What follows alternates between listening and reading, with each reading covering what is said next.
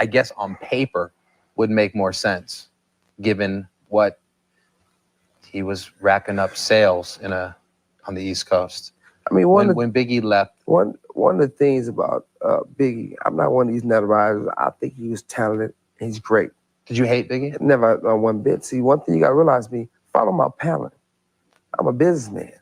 I figure if in a year or two, Biggie would have been a death row artist because that's how talented he was. And I would have pursued him as an artist because I felt I could have gave him a bigger deal. And I wouldn't have been in his videos. So I think he was an incredible artist. Just think, Tupac and Biggie, and there was no real feud. They might have had words before, but I know I could have molded them back to being great friends.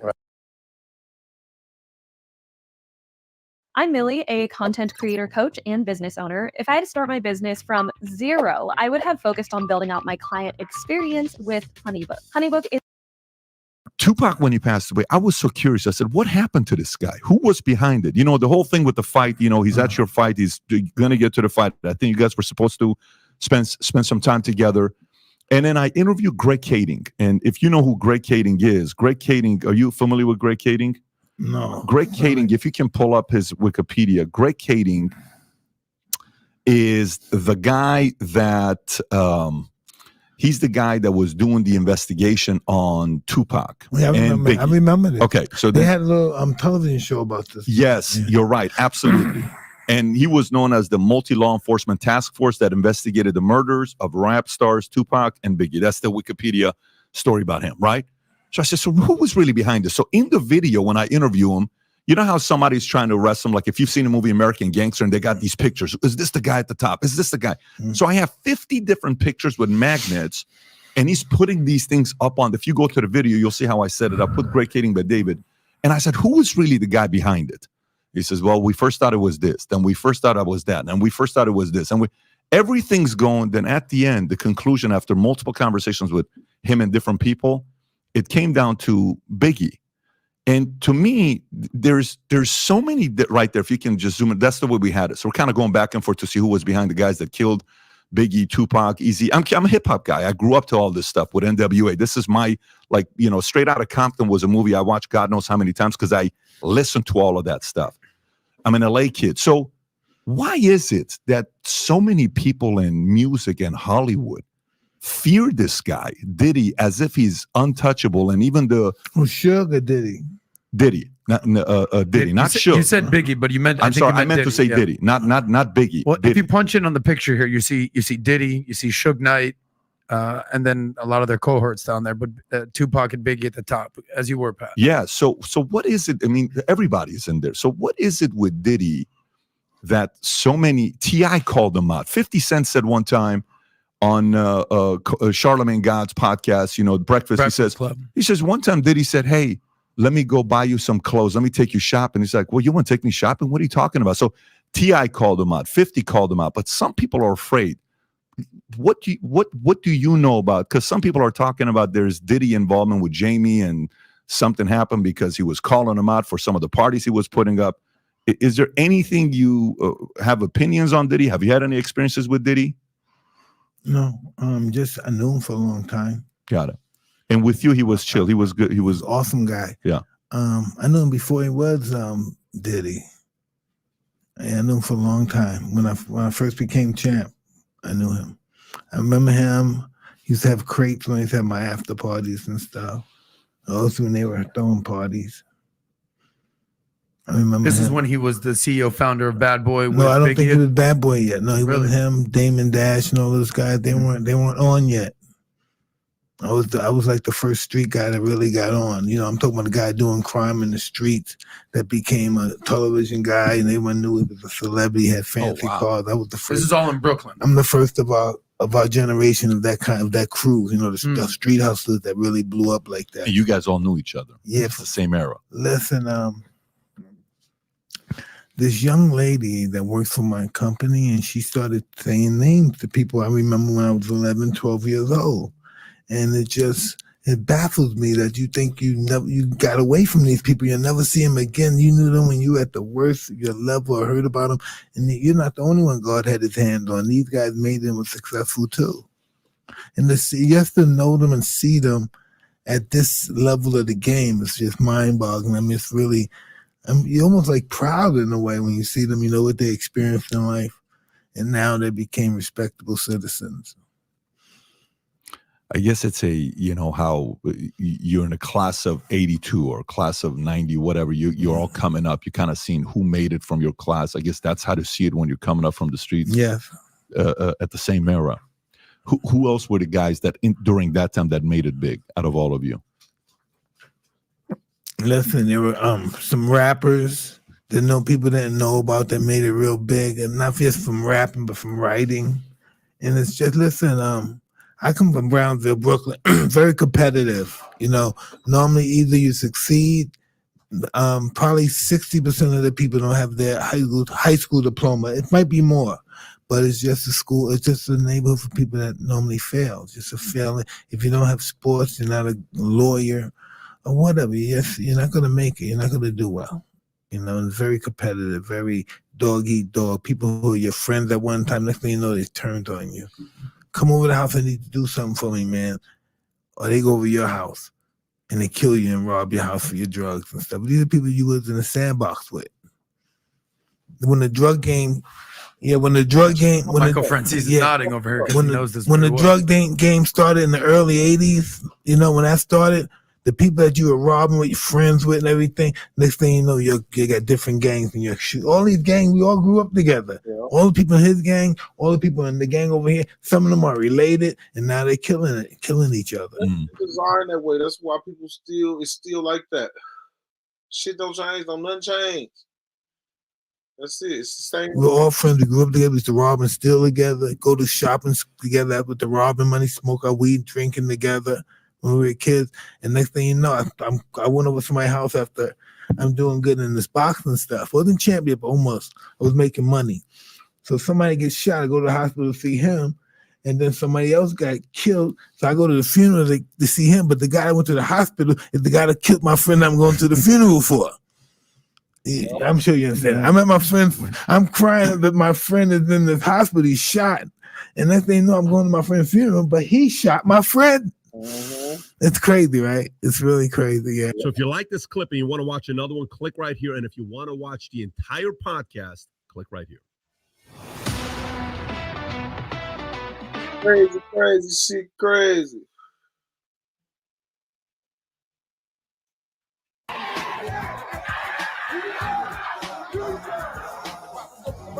There was this fight.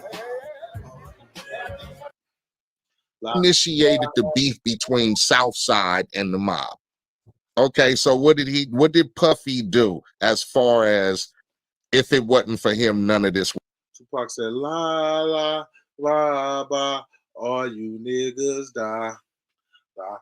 Would have happened. Mm-hmm. If it wasn't for him putting a bounty on the death row chain, the fight would have never happened at Lakewood Mall, and Tupac would have never attacked Orlando and Vegas. So, I mean, but I could see the way you read into it, because a nigga like, hey, I want y'all to go snatch a nigga death row chain.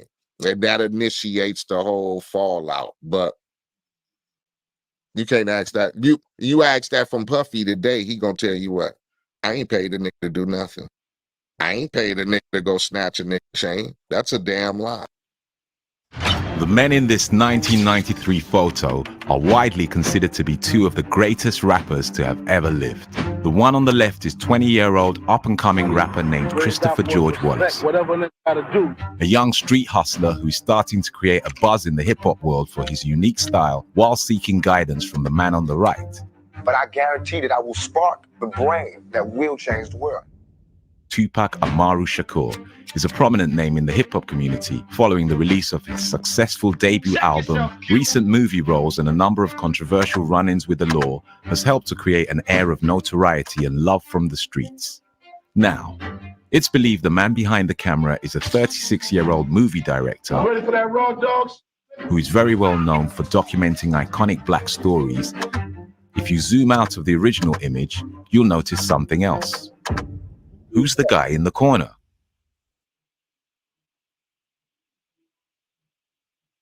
So listen, if you're an established coach or you're a newbie coach, or you're making a full-time income, or you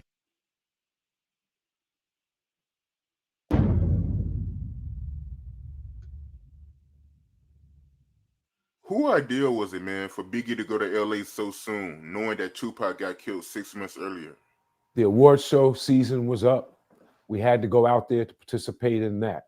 We had records that were nominated. We were a budding, launching company that already launched, and we were successful. We could not go. But Biggie did have an inconvenience. He had a car accident. I think it was in Brooklyn, maybe downtown Brooklyn. He had a broken femur at that time, and he was recovering from that. Big-sized person, could not really sit comfortably in a plane, not even first class, with a cast on.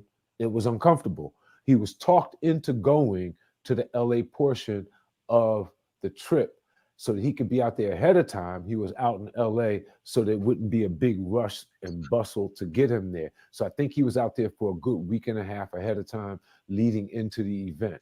So being out there, we came to follow up and to have that night. And then he was supposed to, as per Arresta's marketing department, Arista, one of the best labels and distribution companies that you can have to back you, the legendary Clive Davis, who's backed so many artists, believed in Bad Boy so much, he put together a marketing campaign that was never seen before that campaign and still wasn't seen, but it was put together so that Biggie could receive an international press junket in London with all press from around the world meeting him that Saturday, Sunday after the Friday award show night. He was supposed to go on an international flight with me. We have the itinerary still to this day. He was supposed to leave that early morning, go to London, and we would be out there for 2 or 3 days, and then he would go back to New York and go home. Diddy called Sean P. Diddy, whatever his name was during that time, called late Friday night, early Saturday morning, saying he's not going to London. Call Arista, cancel it. You go. You represent it. You go. He's not going. He wants to stay here in LA. Now, I know for a fact that he was prepared to go, would have loved not to go if his label owner had only said, you don't have to go, Big. So we had a schedule to be in London, to leave early Saturday morning, take 2 flights or whatever, get over to Europe. A lot of money was spent and put into journalists from around the world flying to one location in London, meet, greet Biggie, hosted by us, Bad Boy, big send-off. Nothing like that had been done for any other hip-hop artist to that date. Clive Davis was unique, a legendary marketing guy, and we were marketers too. So we knew how big of an event that could be. LA, in the world of flavor, was also impressionable too. In the world of people speaking, talking, the word, what's happening, the award show, that buzz, that's a big allure. We conquered that. We were supposed to be on a plane and out of there. Sean had his album that he was recording. He wanted to do some of it in LA. I think that was a bit of poking your chest out. We could have recorded that album completely in New York. A little bit of, I'm here doing this when you told me not to come here. I came to the awards show. We showed up. You told us not to be there. I went out on the town on Saturday. You told us don't be in your city. And going out on the town on that Saturday night. People with autism can go to college. I had a great experience living in the dorm, and I met so many new people, and I learned so many new things.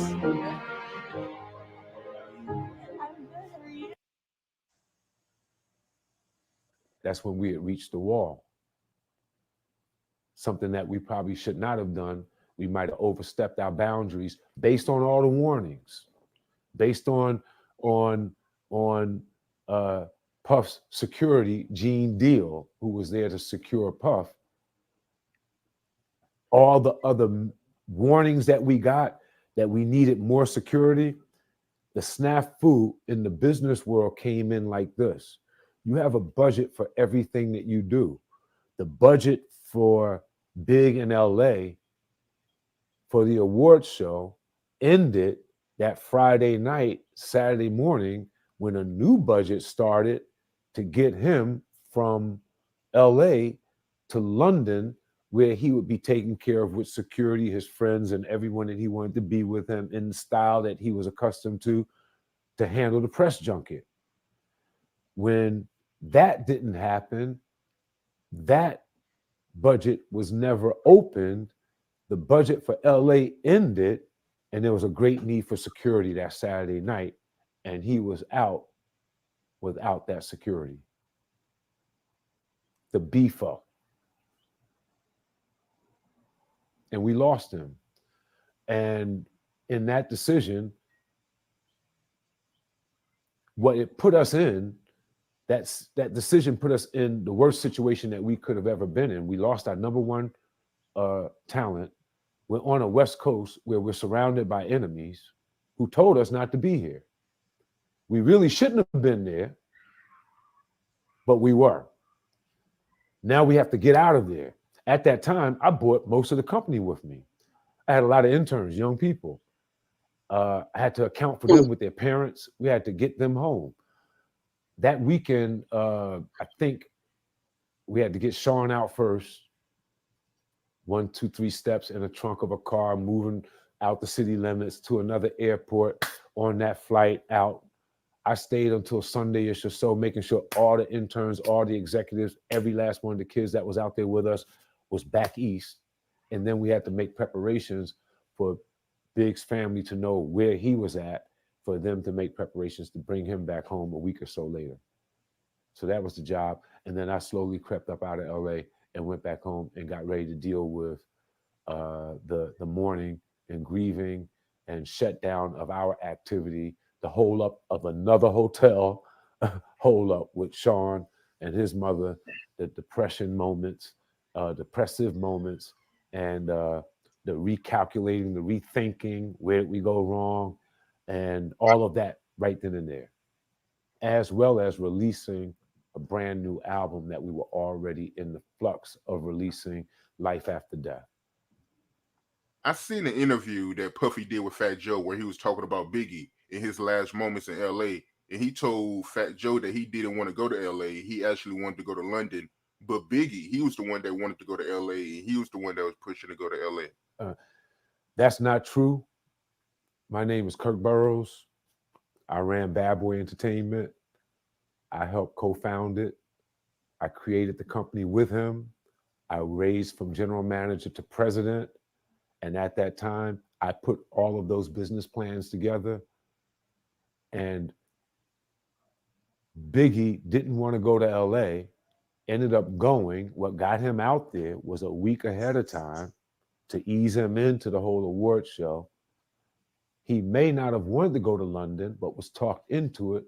First time ever, a rapper of your stature getting this treatment, that would be something he would be interested in doing, but he was easily talked out of it by Sean so that they can make an appearance at an event in LA that Saturday night, a part of the posturing of not only did we come to the award show, not only am I recording my album out here, and Big is going to help me with some of the writing and maybe do something out here where me and him did this song in LA. I'm out on the town. And it was just too much. You ever heard of someone doing too much? You're right. Yeah, there you go. Too much. Yeah, he should just let it. Since Cain killed Abel, I'm able to kill Cain. Puff Daddy's worried about himself and his album. He should have let Big go on to London and do that shit for him as an artist. His own, like. And love don't steal, my nigga. Change your name. Come on. And I see no integrity in your name. And I'm haunted by the ghost of St. James. I'm the ghost of Wolf, ghost of Wisdom. Come with the facts you never considered. I'm the ghost of Shine. I speak for every artist never spoke their mind, representing every artist that was left behind, from Craig Mack to G-Death. I still remember them kids chapters. For every producer you ever stole a sample, you had a chance to do right, and I understand you. You can't stop a nigga came from weak and terrible. Karma came and gave him brothers for what he did to Kim Porter. Man, the day he dies, he rests in piss water. I'm not hating on your really worth, no. Right now, I'm only saying what you really worth. You ain't an architect. You just a nigga know how to market death. Go pay his mama what she really worth, nigga. Woof. Woof. Woof. Sometimes, Really the only thing more hard. difficult than running a That business nigga is know how to finding the market right death. words to All market the it. people that died around him, boy, how you ensuring a hefty payout in the event of his Everybody. untimely demise. Every Second, Mac alleges that Diddy wanted to send a check. man. Let me introduce you On and to on and Kudos. on. Kudos isn't just another shopping app. It's a Wow. free browser extension that Killing message to other artists who might dare to challenge his authority. Biggie's murder would serve as a warning, a stark reminder of the consequences of crossing Diddy or attempting to break free from his grip. It was a ruthless display of power and control designed to maintain the status quo within the music industry. Also, another thing that must be mentioned is the fact that Biggie was supposed to be in London when he was killed. In one interview with Art of Dialogue, Kirk Burroughs, the former president of Bad Boy Records, discusses the events leading up to the death of Biggie. Burroughs explains that they had to go to Los Angeles for the award show season, where they had nominated records. Who idea was it, man, for Biggie to go to LA so soon, knowing that Tupac got killed 6 months earlier? The award show season was up. We had to go out there to participate in that. We had records that were nominated. Despite Biggie's car accident and broken femur, they couldn't skip the event. Biggie was convinced to go to LA early to avoid last-minute rush. Clive Davis, the head of Arista Records, had arranged an extensive marketing campaign for Biggie, including an international press junket in London after the award show. They had a detailed itinerary for Biggie's departure to London on an early Saturday morning flight. Burroughs reveals that late Friday night or early Saturday morning, Biggie called P. Diddy and canceled the trip to London. Despite being prepared to go, Biggie decided to stay in LA. Burroughs emphasizes that Biggie might have preferred not to go if Diddy had told him he didn't have to. Now, I know for a fact that he was prepared to go, would have loved not to go if his label owner had only said, you don't have to go big. Burroughs suggests that Combs may have wanted to record his album in LA as a way of asserting himself. This decision, along with attending events in the city, may have contributed to the unfortunate situation. There were warnings about the need for more security in LA, and Burroughs mentions budget constraints. The budget for Biggie's security ended with the LA portion of the trip, and when plans changed, he was left without adequate security. Now, in the same interview, Burroughs contradicts a statement made by Diddy in a separate interview where Diddy claimed Biggie wanted to go to LA. He told Fat Joe that he didn't want to go to LA. He actually wanted to go to London. But Biggie, he was the one that wanted to go to LA. He was the one that was pushing to go to LA. That's not true. My name is Kirk Burroughs. I ran Bad Boy Entertainment. I helped co-found it. I created the company with him. Burroughs asserts that Biggie did not want to go and was convinced to stay in LA instead of going to London. He may not have wanted to go to London, but was talked into it. First time ever a rapper of your stature getting this treatment.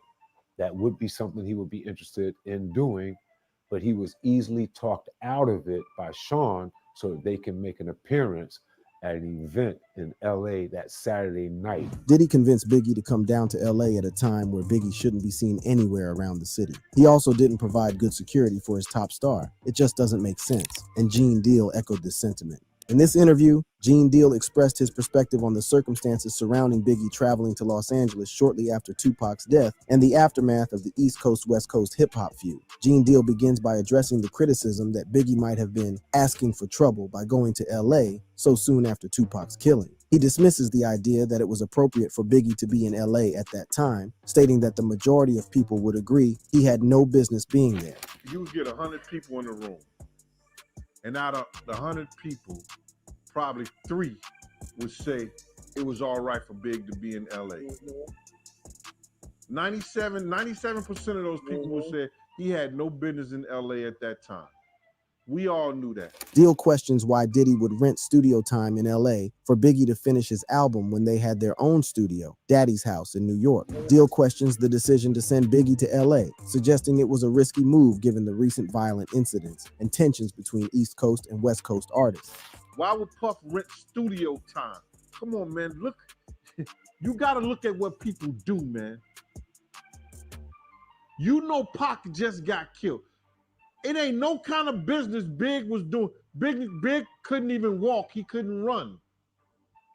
They was pushing him around in a wheelchair, brother. If the allegations are proven true, the legal ramifications for Diddy could be severe. The murder of the notorious B.I.G. remains an unsolved case, and the revelation of Diddy's alleged involvement could reopen the investigation and lead to a reevaluation of the evidence. There's strong evidence connecting Diddy to Biggie's death, but there's even more suggesting his involvement in Tupac's murder.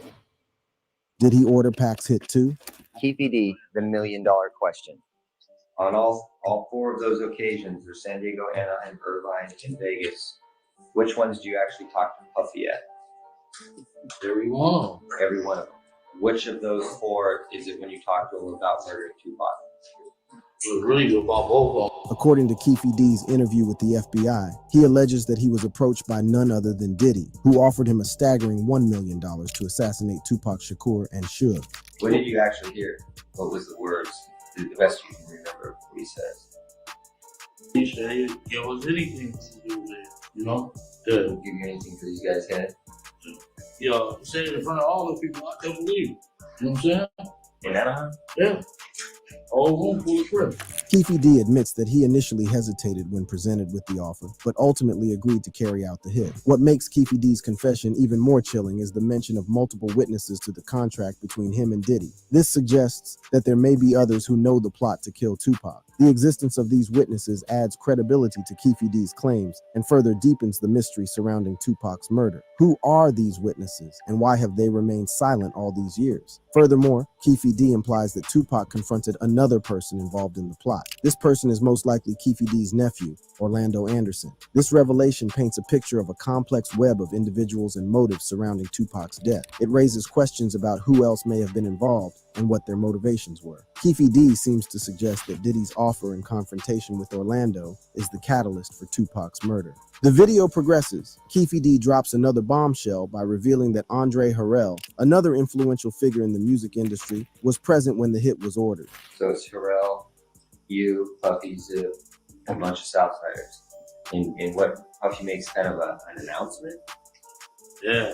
That was stupid as hell too, you know. The involvement of Andre Harrell raises questions about his role and potential motives in the assassination plot. What was his connection to Diddy and Tupac, and how does he fit into the larger puzzle? Keefy D's confession has big implications. If it's true, it suggests that Tupac Shakur's murder wasn't a random act, but a planned assassination by influential people in the music industry. This challenges the idea that Tupac's death was just a result of a gang feud and suggests a darker motive. It also seems as if Diddy intentionally avoids Keefy D after doing his dirty bidding. For instance, on October 16th, 2023, 50 Cent shared a video on Instagram. 50 Cent included captions that say, "Laughing my ass out, brother love, show some love. Damn, should have just sent this fool a few dollars." In the video, Keefy D talks to Art of Dialogue about his thoughts on Diddy and their relationship. Keefy D is worried about how Diddy treats him compared to others, emphasizing that Diddy should have been more loyal to people like him. I heard one of my homies from 30. Here's a simple remote job you could start without a college degree that pays more than a doctor's salary. If you're in your late 20s and you want to travel around the I heard he get every quarter he gets clothes, all this. Then you get this other dude a brand new Benzo or Maybach, another nigga piece of the rec company. Keefy D regrets getting involved with Diddy. He says his life was great until he met Diddy, but things went downhill after that. God damn, homie. I was on top of the world till I met your mother, dude. It's wrong, dude. Keefy D thought he would get acknowledgement or help from Diddy because of their past connections. He's upset that Diddy didn't show any love or support, especially during tough times. Come on, homie. I need something. Throw a dog a bone or something. Sit up there talking about you, Daddy Love. Show us some love. Mr. Love, I be watching you, dude. Damn, you ain't said shit. Keep it here or nothing.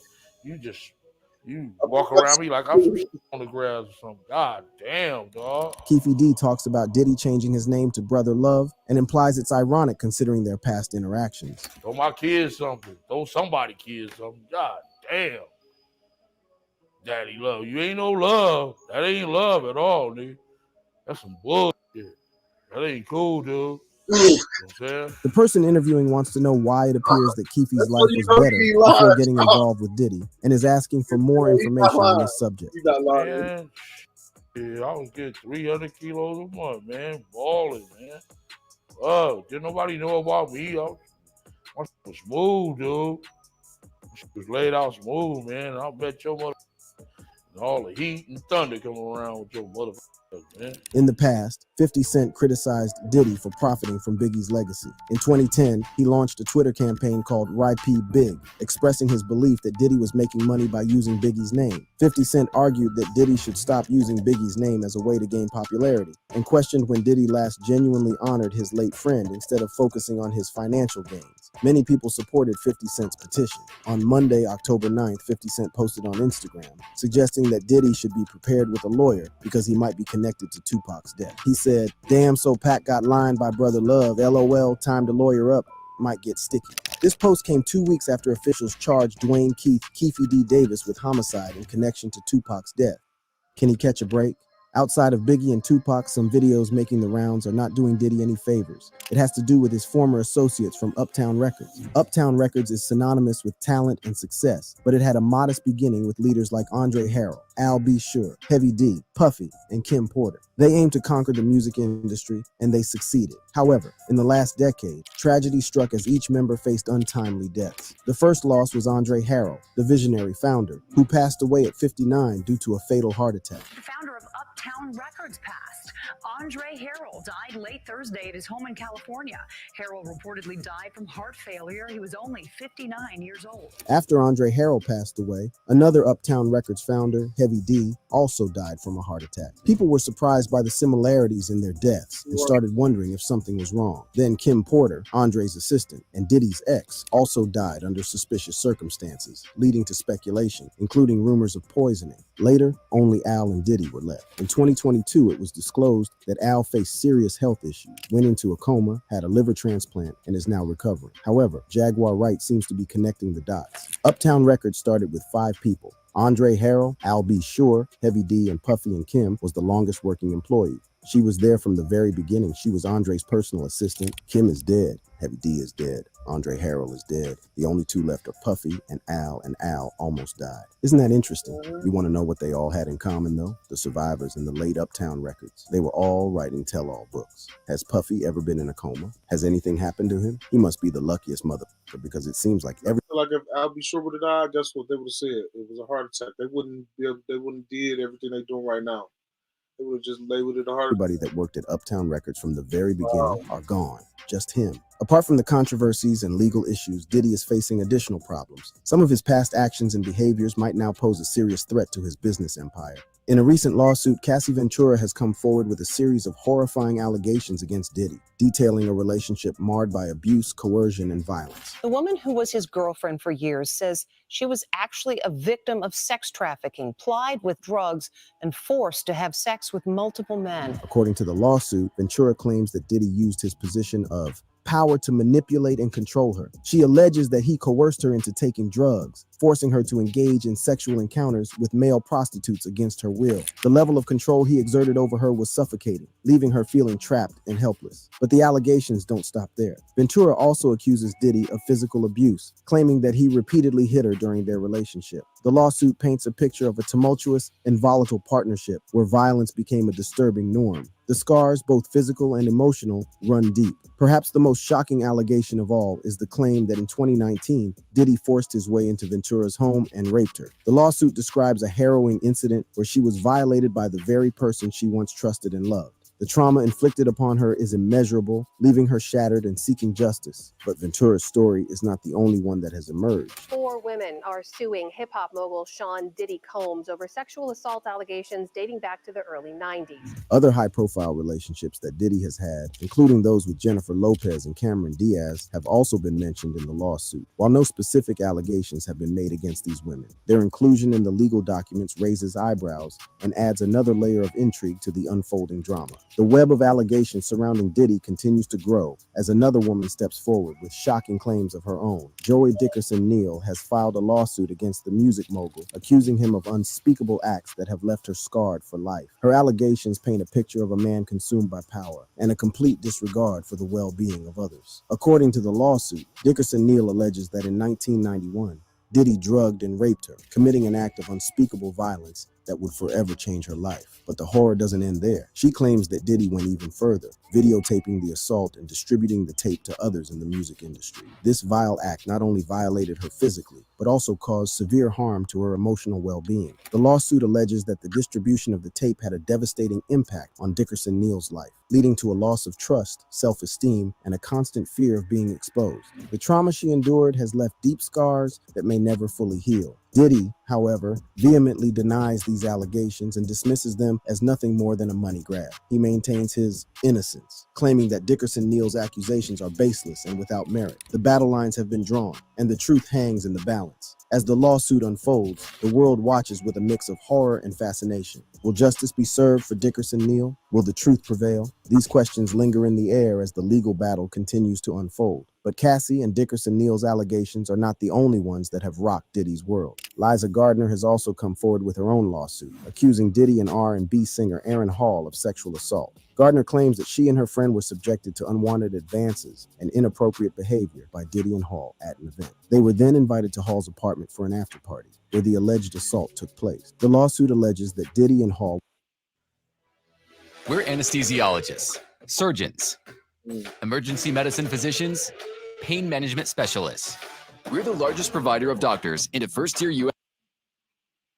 were flirtatious and handsy, offering them drinks laced with unknown substances. The night took a horrifying turn, leaving Gardner and her friend traumatized and seeking justice. Diddy once again denies these allegations and calls them unsubstantiated. He maintains that the encounters were consensual and that he has been falsely accused. The legal battle between Gardner and Diddy adds another layer of complexity to the ongoing saga surrounding the music mogul. The allegations against Diddy take an even darker turn as a woman referred to as Jane Doe steps forward with a horrifying account of her own. Jane Doe alleges that she was sex trafficked and gang raped by Diddy and two other individuals when she was just 17 years old. According to the lawsuit, Diddy convinced Jane Doe to fly to New York City under the guise of pursuing a career in the music industry. Upon arrival, she was taken to Diddy's recording studio where she claims she was drugged and subjected to unspeakable acts of violence. Jane Doe alleges that she was then gang raped by Diddy and two other individuals, enduring unimaginable pain and trauma. The lawsuit claims that she was held against her will and forced into a life of sexual exploitation and abuse. The manipulation and control exerted over her were beyond comprehension. As the lawsuits continue to unfold, the aftermath of these allegations has had a profound impact on Diddy's career and reputation. The public's perception of Diddy has been forever altered. Once seen as a powerful and influential figure in the music industry, he now finds himself at the center of a storm of controversy. Brands and sponsors have distanced themselves from him, wary of being associated with someone facing such serious allegations. Collaborations and business ventures have been put on hold as the industry grapples with the weight of these accusations. But amidst the fallout, Diddy remains steadfast in his denial of all the allegations. He continues to maintain his innocence, claiming that the lawsuits are nothing more than attempts to extort money from him. The legal battles are ongoing, and the truth has yet to be fully revealed. The lawsuits filed against Diddy by Cassie Ventura, Joy Dickerson Neal, Liza Gardner, and Jane Doe have sparked a larger conversation about the treatment of women and the abuse of power within the entertainment world. As the legal battles continue, the world watches with a mix of anticipation and concern. Will justice be served? Will the truth prevail? These questions linger as the survivors seek closure and the industry grapples with the need for change. It can also get worse because Keefy D is currently pleading not guilty in the Tupac murder trial. What if he decides to plead guilty? What does it mean for Diddy? What if his connection to Biggie's death is proven? If you enjoyed this video, click on the card showing on your screen right now for more videos.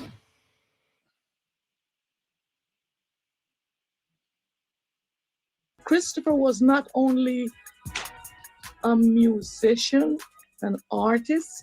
Christopher was a son, was a grandson, was a nephew. He was a good friend. And people need to see or see that part of him that nobody else knew. So Diddy may not just be a person of interest in the death of Tupac, but he may also be responsible for Biggie's death. And Big's mom, Voletta Wallace, is looking for answers. He said, I'm a businessman. I'm about making money. But something gotta change. I don't give a fuck if Pac gotta die, Big gotta die, or Suge Knight go to jail. Girl, it's always been about money for Diddy, and allegedly, because of his greed, the entertainment industry lost both Biggie and Tupac. Now, when it comes to Tupac, there's already information out there that Diddy put a $1 million hit on both Tupac Shakur and Suge Knight, following the highly publicized rap beef involving himself and Biggie. And he hired Crips member Dwayne Keith Davis, aka Keefy D, to carry out that hit. But Tupac was allegedly taken by Crips gang member Orlando Anderson, even though the original hit was supposed to be carried out by Keefy D. The plans were changed at the last minute after they unexpectedly pulled up on the wrong side of Tupac's vehicle, so Keefy D's nephew carried out the hit instead, unaliving Tupac and injuring Suge Knight. So Orlando shot across Dre?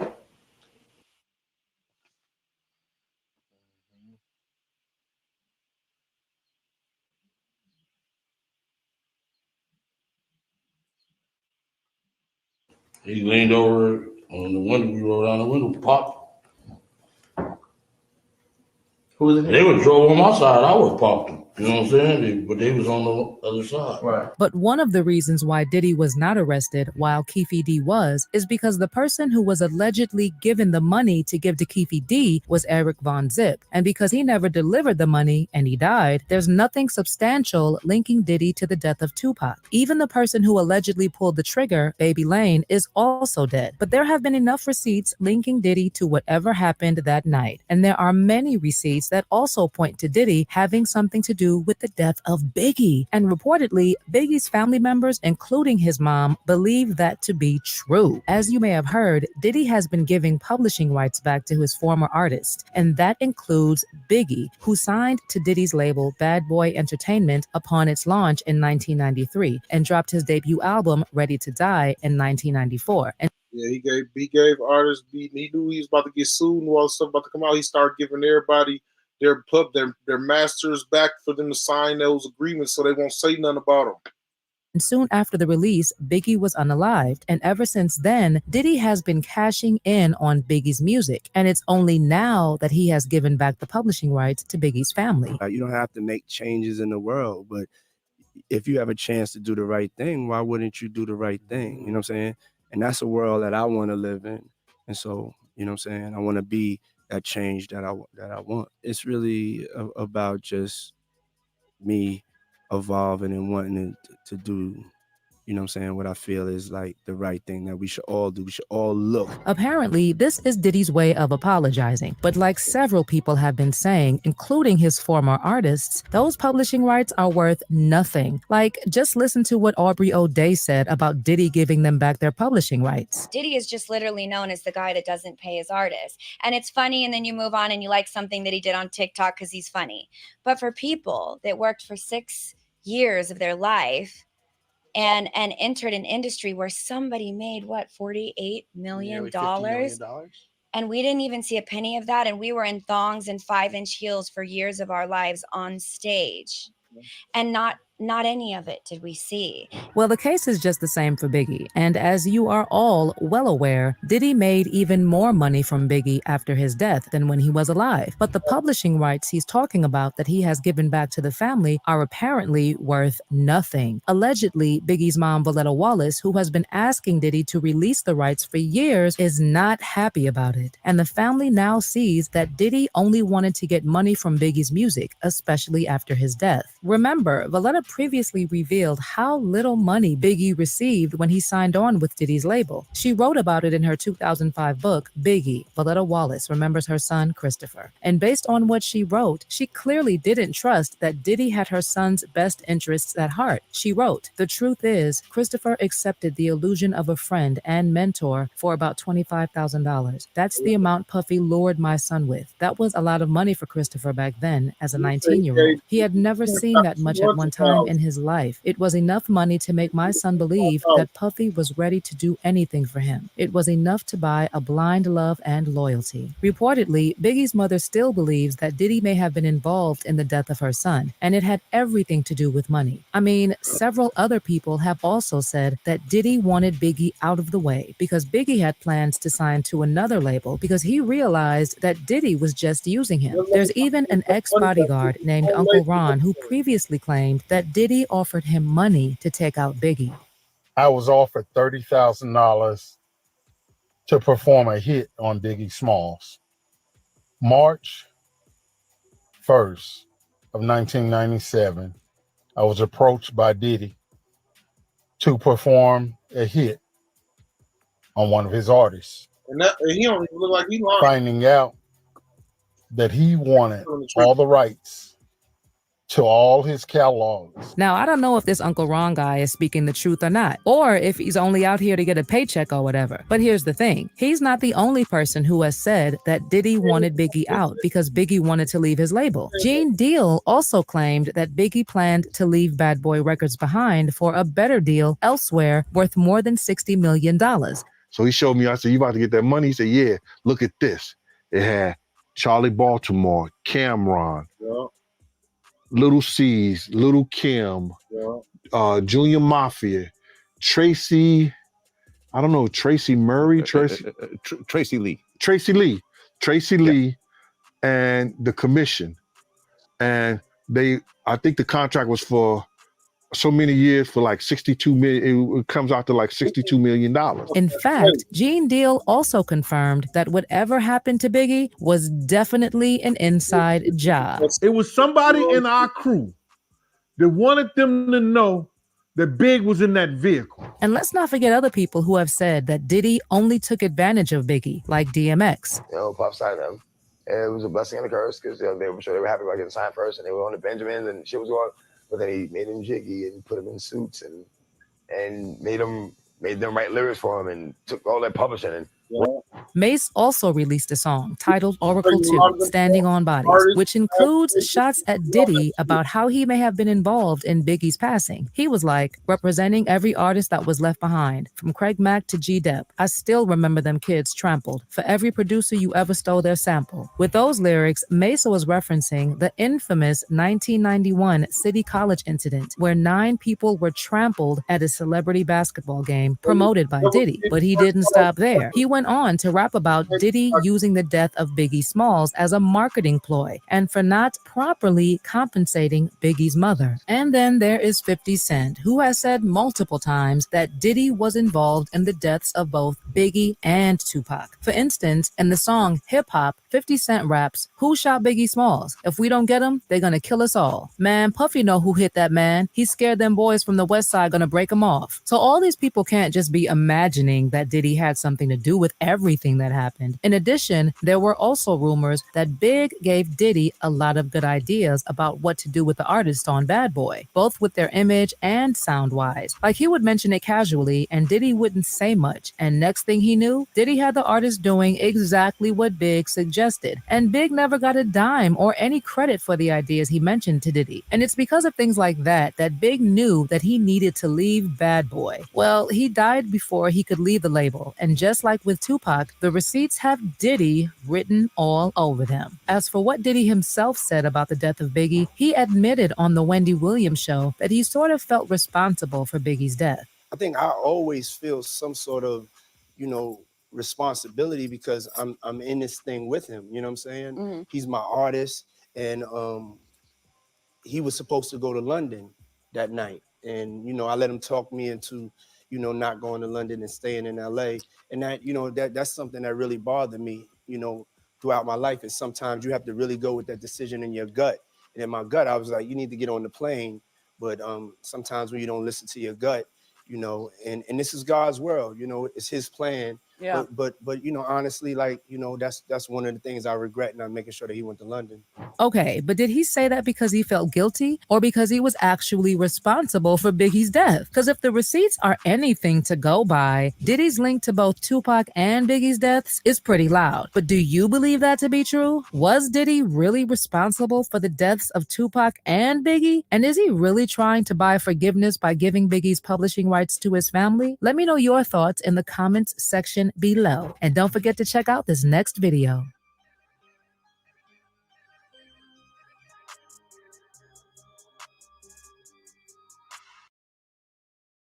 Keefy D had done an interview a couple years ago where he said that Diddy had offered him $1 million to take out Tupac and Suge Knight.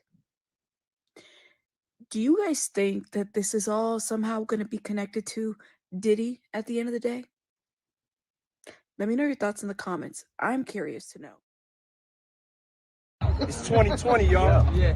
And it's different than when it was 2016. You know, the game has been elevated. As we can tell, there's no expense being spared. We had a black billionaires lunch. Yeah. You understand? Right. And we here together, and we're gonna keep staying together. We getting tighter. You know what I'm saying? And united we stand. And ain't nothing else to us. Black excellence. Right here.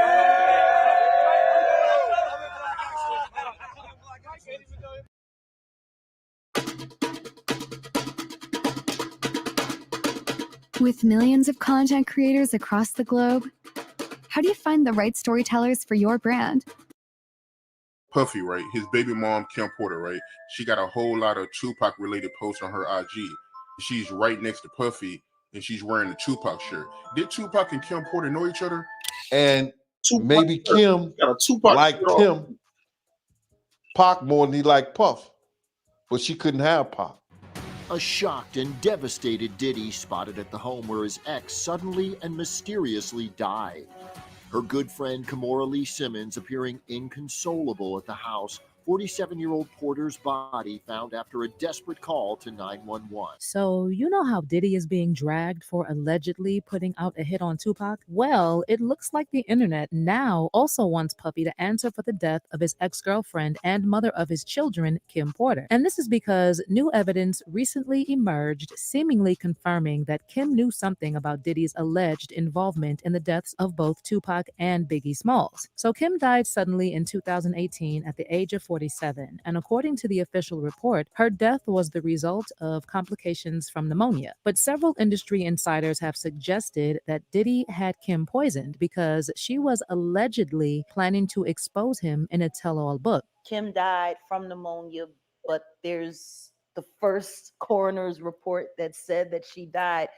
It was ruled a homicide, and they found toxins in her body to prove that she had been poisoned. Kim's ex-husband, Albie Shore, also previously referred to Kim's death as murder and claimed that Kim was running from someone before she passed. But that's not all. See, everyone knows that Kim dated Albie Shore before Diddy, but what a lot of people forget is that she also dated Def Jam executive Shakir Stewart, who was later found dead, supposedly from a self-inflicted fat wound. Honestly, it's mind-boggling how many people have passed that have been connected to Diddy. But is there any evidence that Kim knew the real truth about Tupac and Biggie's murders? Did Diddy actually engage in foul play to silence Kim? Let's get into it. Him and Kim still continue dating, and it is said that allegedly Kim told him a lot of personal information about Diddy.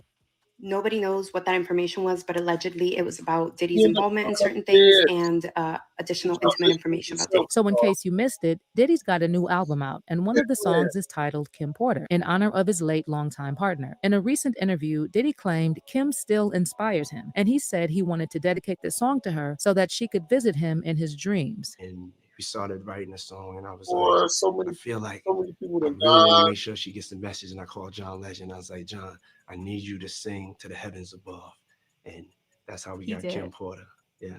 and she has come and So visited me in my many people dreams. But the song did not sit right with a lot of people because many of them are still convinced that Diddy had something to do with Kim's very strange passing. So to give you some context, Kim was a model and actress who had first met Diddy when she was working at Uptown Records, and she got a job there as the late Andre Harrell's assistant. And even though Kim was dating Albie Shore at the time, Diddy became obsessed with her and started pestering her. Kim and Albie welcomed their son Quincy in 1991, but they broke up shortly after. And sometime in 1993, Kim started dating Diddy. They dated off and on for 13 years and had 3 kids together, son Christian and twin daughters Delilah Starr and Jesse James. But Diddy never proposed to Kim, and she finally ended things with him for good in 2007 after she discovered that he had fathered a child with his associate Sarah Chapman. But that wasn't even the worst part, because according to Diddy's bodyguard Gene Deal, Diddy also used to lay hands on Kim. In a recent interview with The Art of Dialogue, Gene said that Kim tried to fight back the best way she knew how, and he recalled one incident when Kim had to use a corkscrew to get Diddy off of her. When they he got a trace of hitting on women on the real. That's some suck. He a sucker.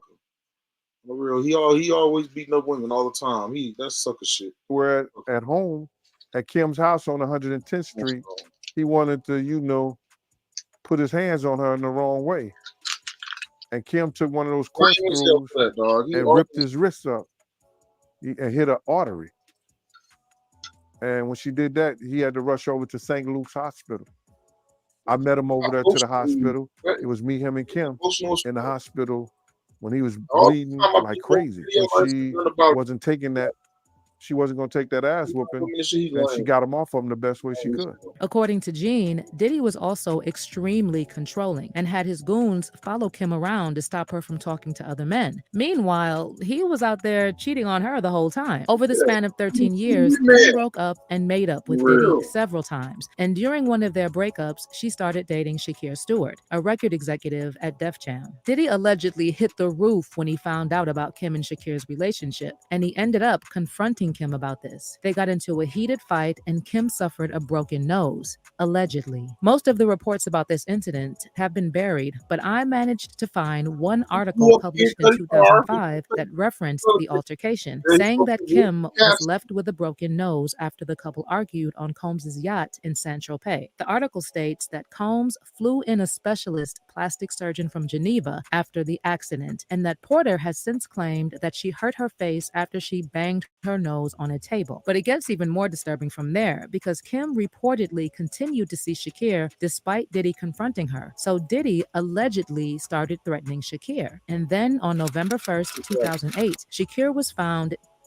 in his Atlanta home from a wound. His death was ruled a suicide, but shortly after, rumors started flying around that Kim told Shakir something about Diddy's alleged involvement in Tupac and Biggie's deaths, leading to speculation that Shakir's death wasn't self-inflicted after all. One source later told Media Takeout that Diddy had previously almost How do you take 20,000 children in the middle of New York City without anybody seeing? He pays somebody. They are being put into buses. They are given certain clothes. Shakir once after he found out about his relationship with Kim. Kim was saying Shakir, and Diddy found out, and he went apeshit. He tracked Shakir down to his hotel. Then Diddy went up there without security and beat him to a bloody pulp. Now, as for the alleged information that Kim had about Pac and Biggie's murders, it's not clear. He tracked dude down. When he first found out that when Kim Porter cut his ass off and she was messing with Shakir Stewart, he tracked this man hotel down. Found it. Went to this man hotel and beat him up. So you mean he tracked him down? And the man come up dead from gunshot wound to himself. You think Shakir Stewart really killed himself? Good plan. Exactly what she knew. However, considering she spent over 13 years with Diddy, she must have seen and heard a lot. Gene Deal also previously confirmed that Kim had a thing for Pac and that Diddy hated when she would bring him up. Maybe Kim type of shit liked him. You don't even see a lot of this shit in the media because he rich. He get that shit. They can block that shit. They get that shit, but shit gonna get to coming out. Pac more than he liked Puff. But she couldn't have Pac. And Pac didn't have the money that Puff had.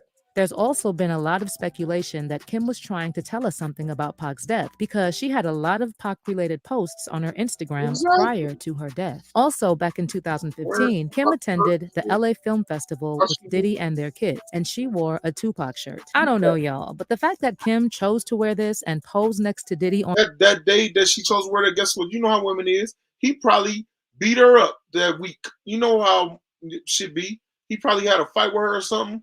Probably beat her up something. They got an interview and shit. She wore that shirt like, I'm gonna wear this motherfucking shirt to this interview. You know what I'm saying?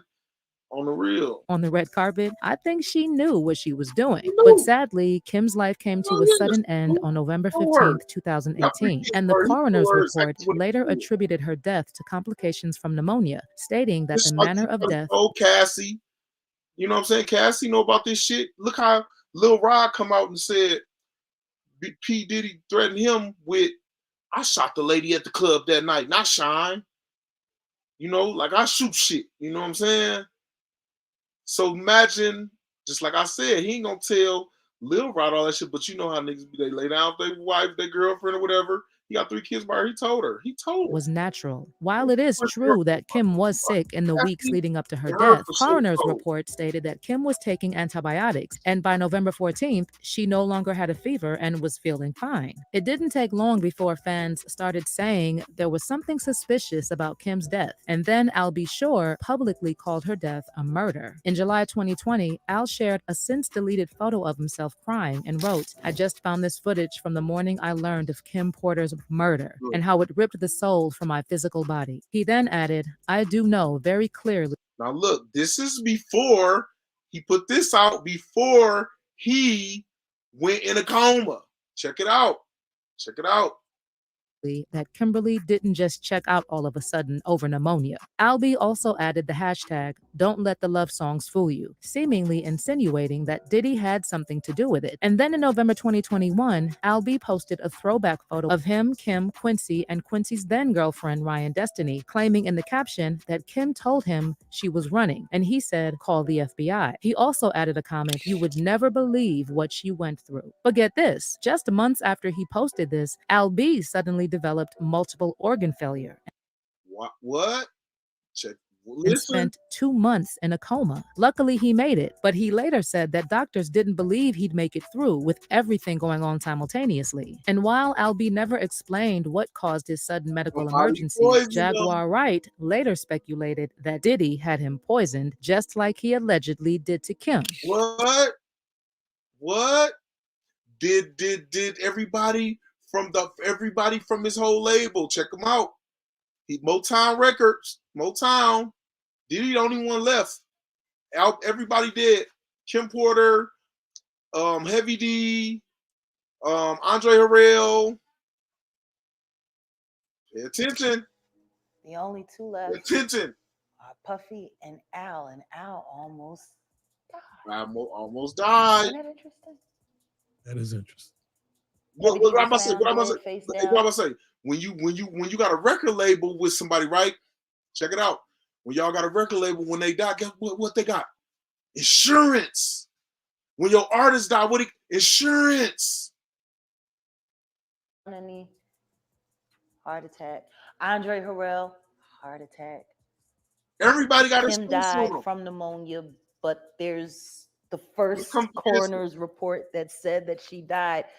It was ruled a homicide, and they found toxins in her body to prove that she had been poisoned. You know, they have poisons that create heart attack and pneumonia-like symptoms. Jaguar also pointed out that all of Diddy's former associates who died or fell ill were planning to release books and documentaries, including Kim. They were all writing tell-all books. Every last one of them. Andre was writing a book right before he died. Heavy D was working on a book before he died. Kim Porter was working on a book before she died. What? And Al B. Sure was working on the documentary of his life. And then he goes into a coma.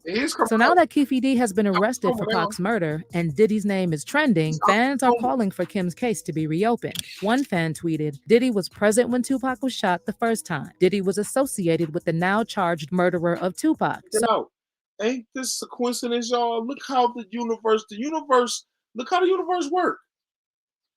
I'll be sure come out the coma right while this other stuff is going on with P. Diddy. Right while all this, he come out the coma. He come out the coma. Man. So, Kim Porter dies from a mysterious illness, and months later, her son's father nearly dies from a mysterious illness. Diddy was present when Biggie was murdered. FBI. And another fan added, the Diddy Kim Porter rabbit hole on TikTok makes me firmly believe this man will serve jail time, and his time is coming sooner than later. But how do y'all feel about this theory that Diddy eliminated Kim? Do you think Kim knew something about Pac and Biggie's deaths? Let me know in the comments, and then check out this next video. Yeah, she knew everything. She knew everything. She knew everything. Give your projects a friendly jolt in Slack. Type it out. Talk it out. We got some more. Let's bring in former FBI field agent Phil Carson. He spent years looking into the policing surrounding the investigations into the murder of Diddy's best friend, Biggie Smalls, and that crossed over into the Tupac Shakur murder investigation. Phil Carson joins me now. Phil, thank you for doing it. Happy Easter. Yeah, happy Easter. Thanks for having me. So, give us the For Dummies version for people who aren't 6 layers deep into hip-hop about what could be going on here with the investigation of Combs. Well, the allegations are that he was involved in a lot of drug trafficking, gun trafficking, human trafficking, and HSI is not going to try to obtain and then execute search warrants at his mansions unless they have some good probable cause to put in the affidavit, and the judge isn't going to sign off on it unless there's something there. So it makes you think that we've all been assuming, Phil, that this is about drug, guns, and young women or men or whatever being trafficked for sexual purposes. You're saying, yeah, there could also be another angle, which is this older area of concern about Combs' criminality. Why do you think it, and what could be the... I've been saying this the whole time. I've been saying they putting that out just to say try, but they really looking for something else, and they ain't gonna say what they really looking for, because connections. Well, Keefy D has always stated that he was going to be paid. I've been saying this. I've been saying this the whole $1 million time. or just over $1 million by Sean Combs to take out and kill Tupac. What? Now, Keefy said he never received that full $1 million. But ever since Keefy was arrested and they executed a search warrant on his house in Las Vegas, he's coming up on trial in June. And when people start coming up to trial, they start talking. And he was already talking. He was talking in the interviews. That's why y'all went and got him. Guess what? He's a credible witness because his details is down packed. He got details. He got details. All we rolled up. Tupac was on that side. I would have shot him if we was on this side. This person, he got everything down packed to conversations, to everything. I had to get in the car with Zip to get the gun. He got the gun out his stash box. He know too much. So whatever he say is credible.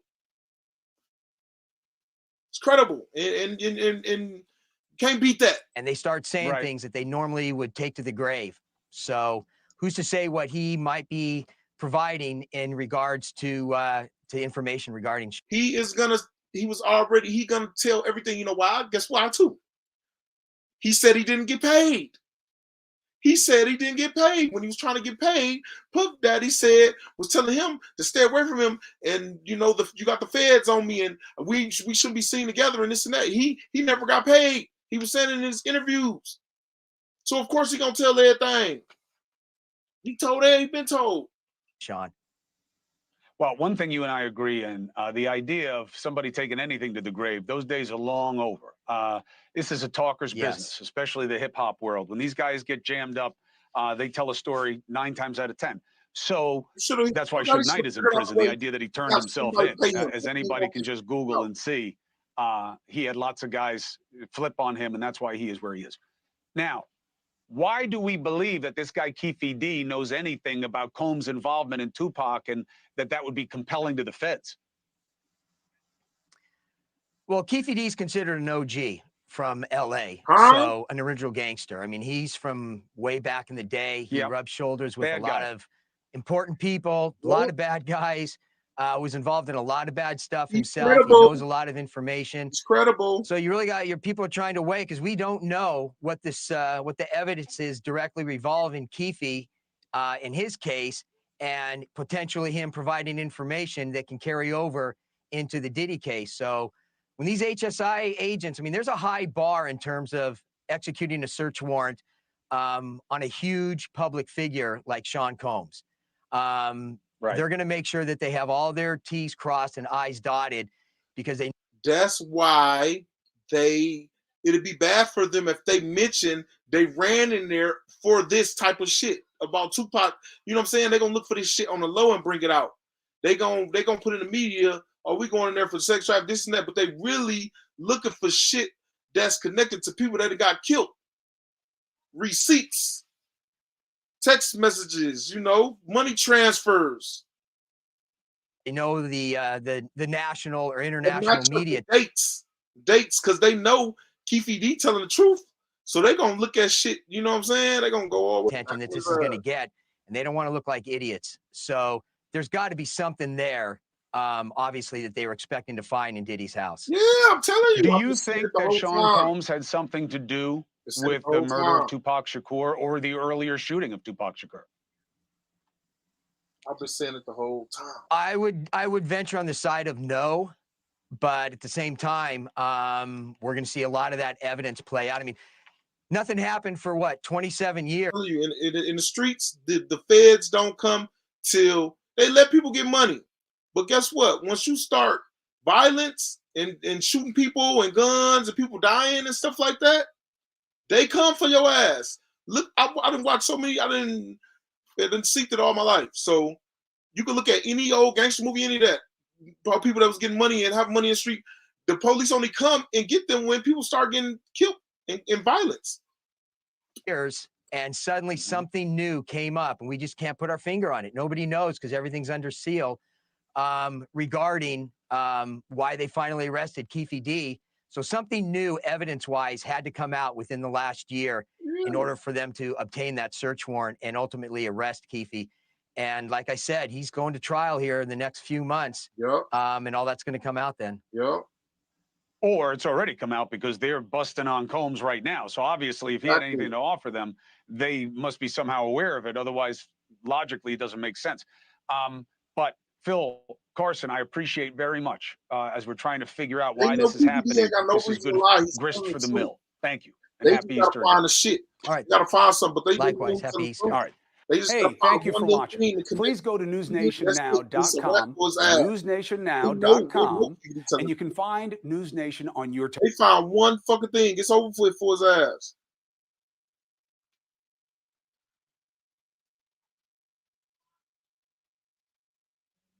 They already got a credible fucking witness that know every fucking thing. He told everything. Shit.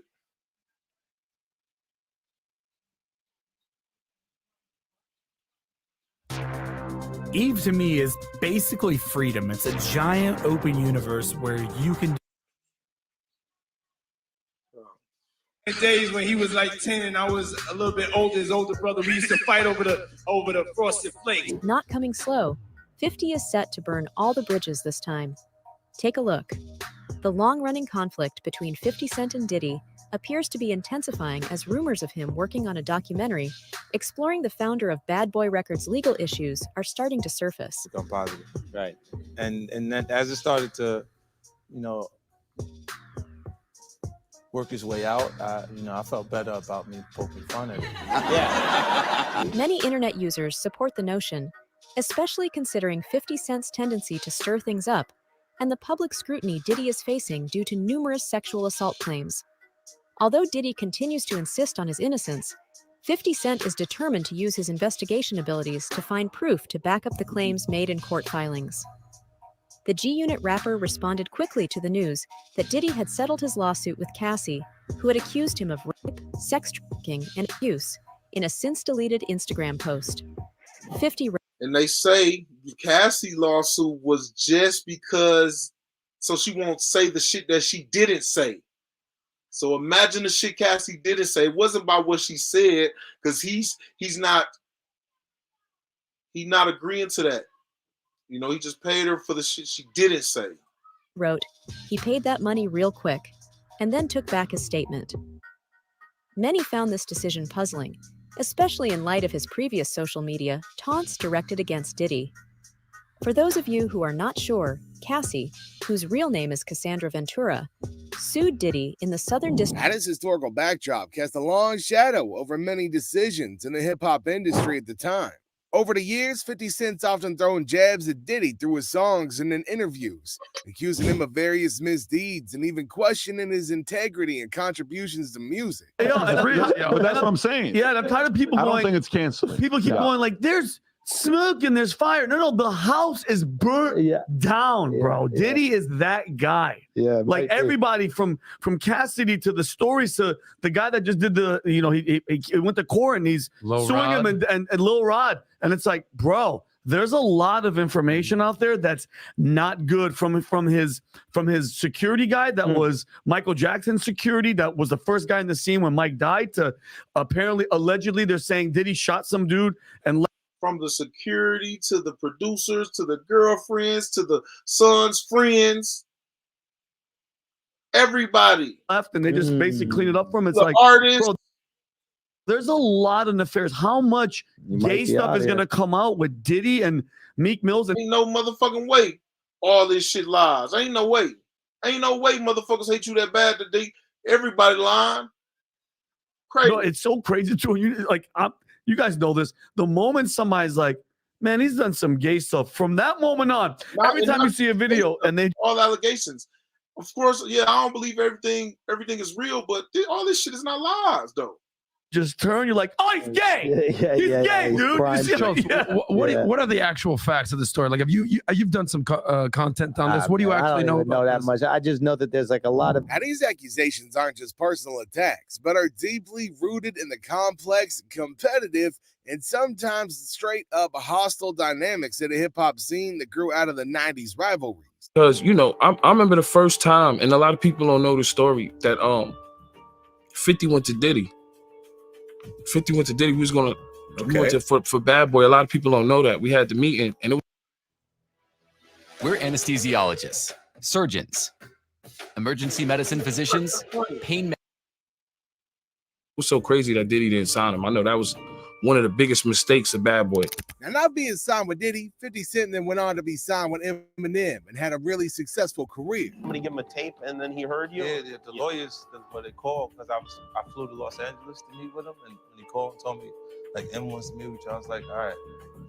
Like, he's like the biggest artist in hip hop. Yeah. At the time. And Sure. He said, okay, I'll fly. You know, I didn't want to get my hopes up or get excited. And then when I got there, it was like, yo, this is it. This is the next big thing. And I was like, okay. 50 released a diss track, The Bomb, trolling Diddy. Now, he said in his lyrics that Diddy knew the feud between 50 Cent and P. Diddy's been fueled and magnified by the media, particularly through 50 Cent's skilled use of social media and his knack for public commentary. To the office, so we do the performance. Like, we nervous, but we just do the shit. Boom, all right.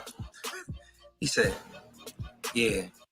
Diddy has cultivated a habit of initiating young rappers and R&B singers who are ready to become music stars into his sex cult. Diddy turned you down. Yeah. Yeah. So how did that meeting go? So how did the meeting go, and then what did Diddy say? Why did he turn you down? And this was probably maybe 2 or 3 years prior. Okay. So I was like 11 or 12 at this time. The same kid that I said that showed me the ropes in New York. Yeah. Me and him had songs. It was like a group. Mm-hmm. So me and him had different so we went in there together. He was like, cool. We did the song that we have together, and I'm singing on the chorus. And so he was just like, cool. I want him. They didn't want you. Nah, they didn't want me. So I was like, as a 12, 13-year-old, I was in that elevator probably crying like a mug. So But you knew who Diddy was, right? You like, of course. And at the Pinnacle, I'm like, man, first of all, I was just excited just to meet them. Yeah, so being in the room kind of made me like shaky. So I probably was nervous and singing crazy, but at the same time, he's like, yeah, I'm gonna pass on that. Right. So I was I was like, you know what? I'm gonna show him. Like, so that was my my motivation to. I gotta ask, because my brother is thirsty. All right. He might have turned him down. He still didn't hesitate to invite him to his parties. A party footage released shows Chris Brown desperately trying to get away from a giant bed while Diddy kept pulling him. Let's see what we're doing. My outfit look like. When I saw this clip, I thought the same thing. Like, I saw it without like the narrator, like without who talking. I just saw a natural clip. I felt the same. I'm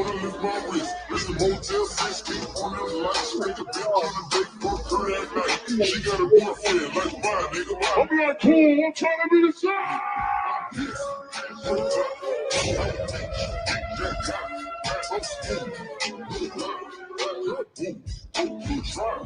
His posts often blend humor with sharp criticism, attracting widespread attention and stirring controversy. A critical turning point in their rivalry came with the release of the documentary Murder Rap, inside the Biggie and Tupac murders, which suggests that Diddy might have been involved in Tupac's death. What up, guys? Your boy Quake, and if there's someone to troll and somewhat speak allegedly the truth, it's 50 Cent. But what 50 said to Diddy recently on Instagram is more than a troll. This is a lot more serious because this is accusing someone of murder for hire. 50 and Diddy's history goes way back in 1999 when he was signed to Columbia. He was doing some writing for Diddy's artists. After he got shot, he went back and did some writing some more for Diddy's artists. But ultimately, Diddy never wanted to sign 50. 50 was just too much gangsta at that time, too much stuff going on that, you know, Diddy kind of moved on. Then 50, of course, blew up. And then so on and so forth. Diddy and 50 would have back and forths together. Yeah, that's a beef that I never deep dive into, which I probably will in the future. I'll make a documentary, 50 versus Diddy, what really happened. These two have been known to go back and forth. 50 would troll Diddy a lot, especially when he had his own vodka, effing vodka at the time. He would call Diddy Ciroc puffy juice and say that he was beating it all the time and in sales and all this stuff. And 50 threw some recent jabs at Diddy, joking around about his all-white party where, you know, he was like, looks a little suspect, and I don't know if I want to be around, you know, a bunch of men like that, and, you know, just joking around about his sexual orientation. This documentary significantly shaped 50 Cent's perspective on Diddy, intensifying his public attacks. When Keefy D, a gang member, I ain't even gonna lie, it's looking like, you know how people be knowing, people in the industry be knowing, it's looking like 50 Cent knew, but he was saying it jokingly, you know what I'm saying? Instead of coming straight out trying to bash, you know, G-A-Y bash a person, he just was like, you know, always shoot jokes. confessed to involvement in Tupac's murder and implicated Diddy indirectly. 50 Cent seized the opportunity to intensify the problems that highlighted the allegations and stirred public debate. The ongoing feud between 50 Cent and Diddy has been marked by several key incidents that highlight the. This was honestly our first beat. We made this in like 10 minutes, but this is sick. Intense rivalry between the two. But before everything, here's 50 casually throwing shade at P. Diddy. P. Diddy allegedly assaulted his son's football coach with kettlebells. And I guess you guys are friends, but you immediately went on Instagram with this.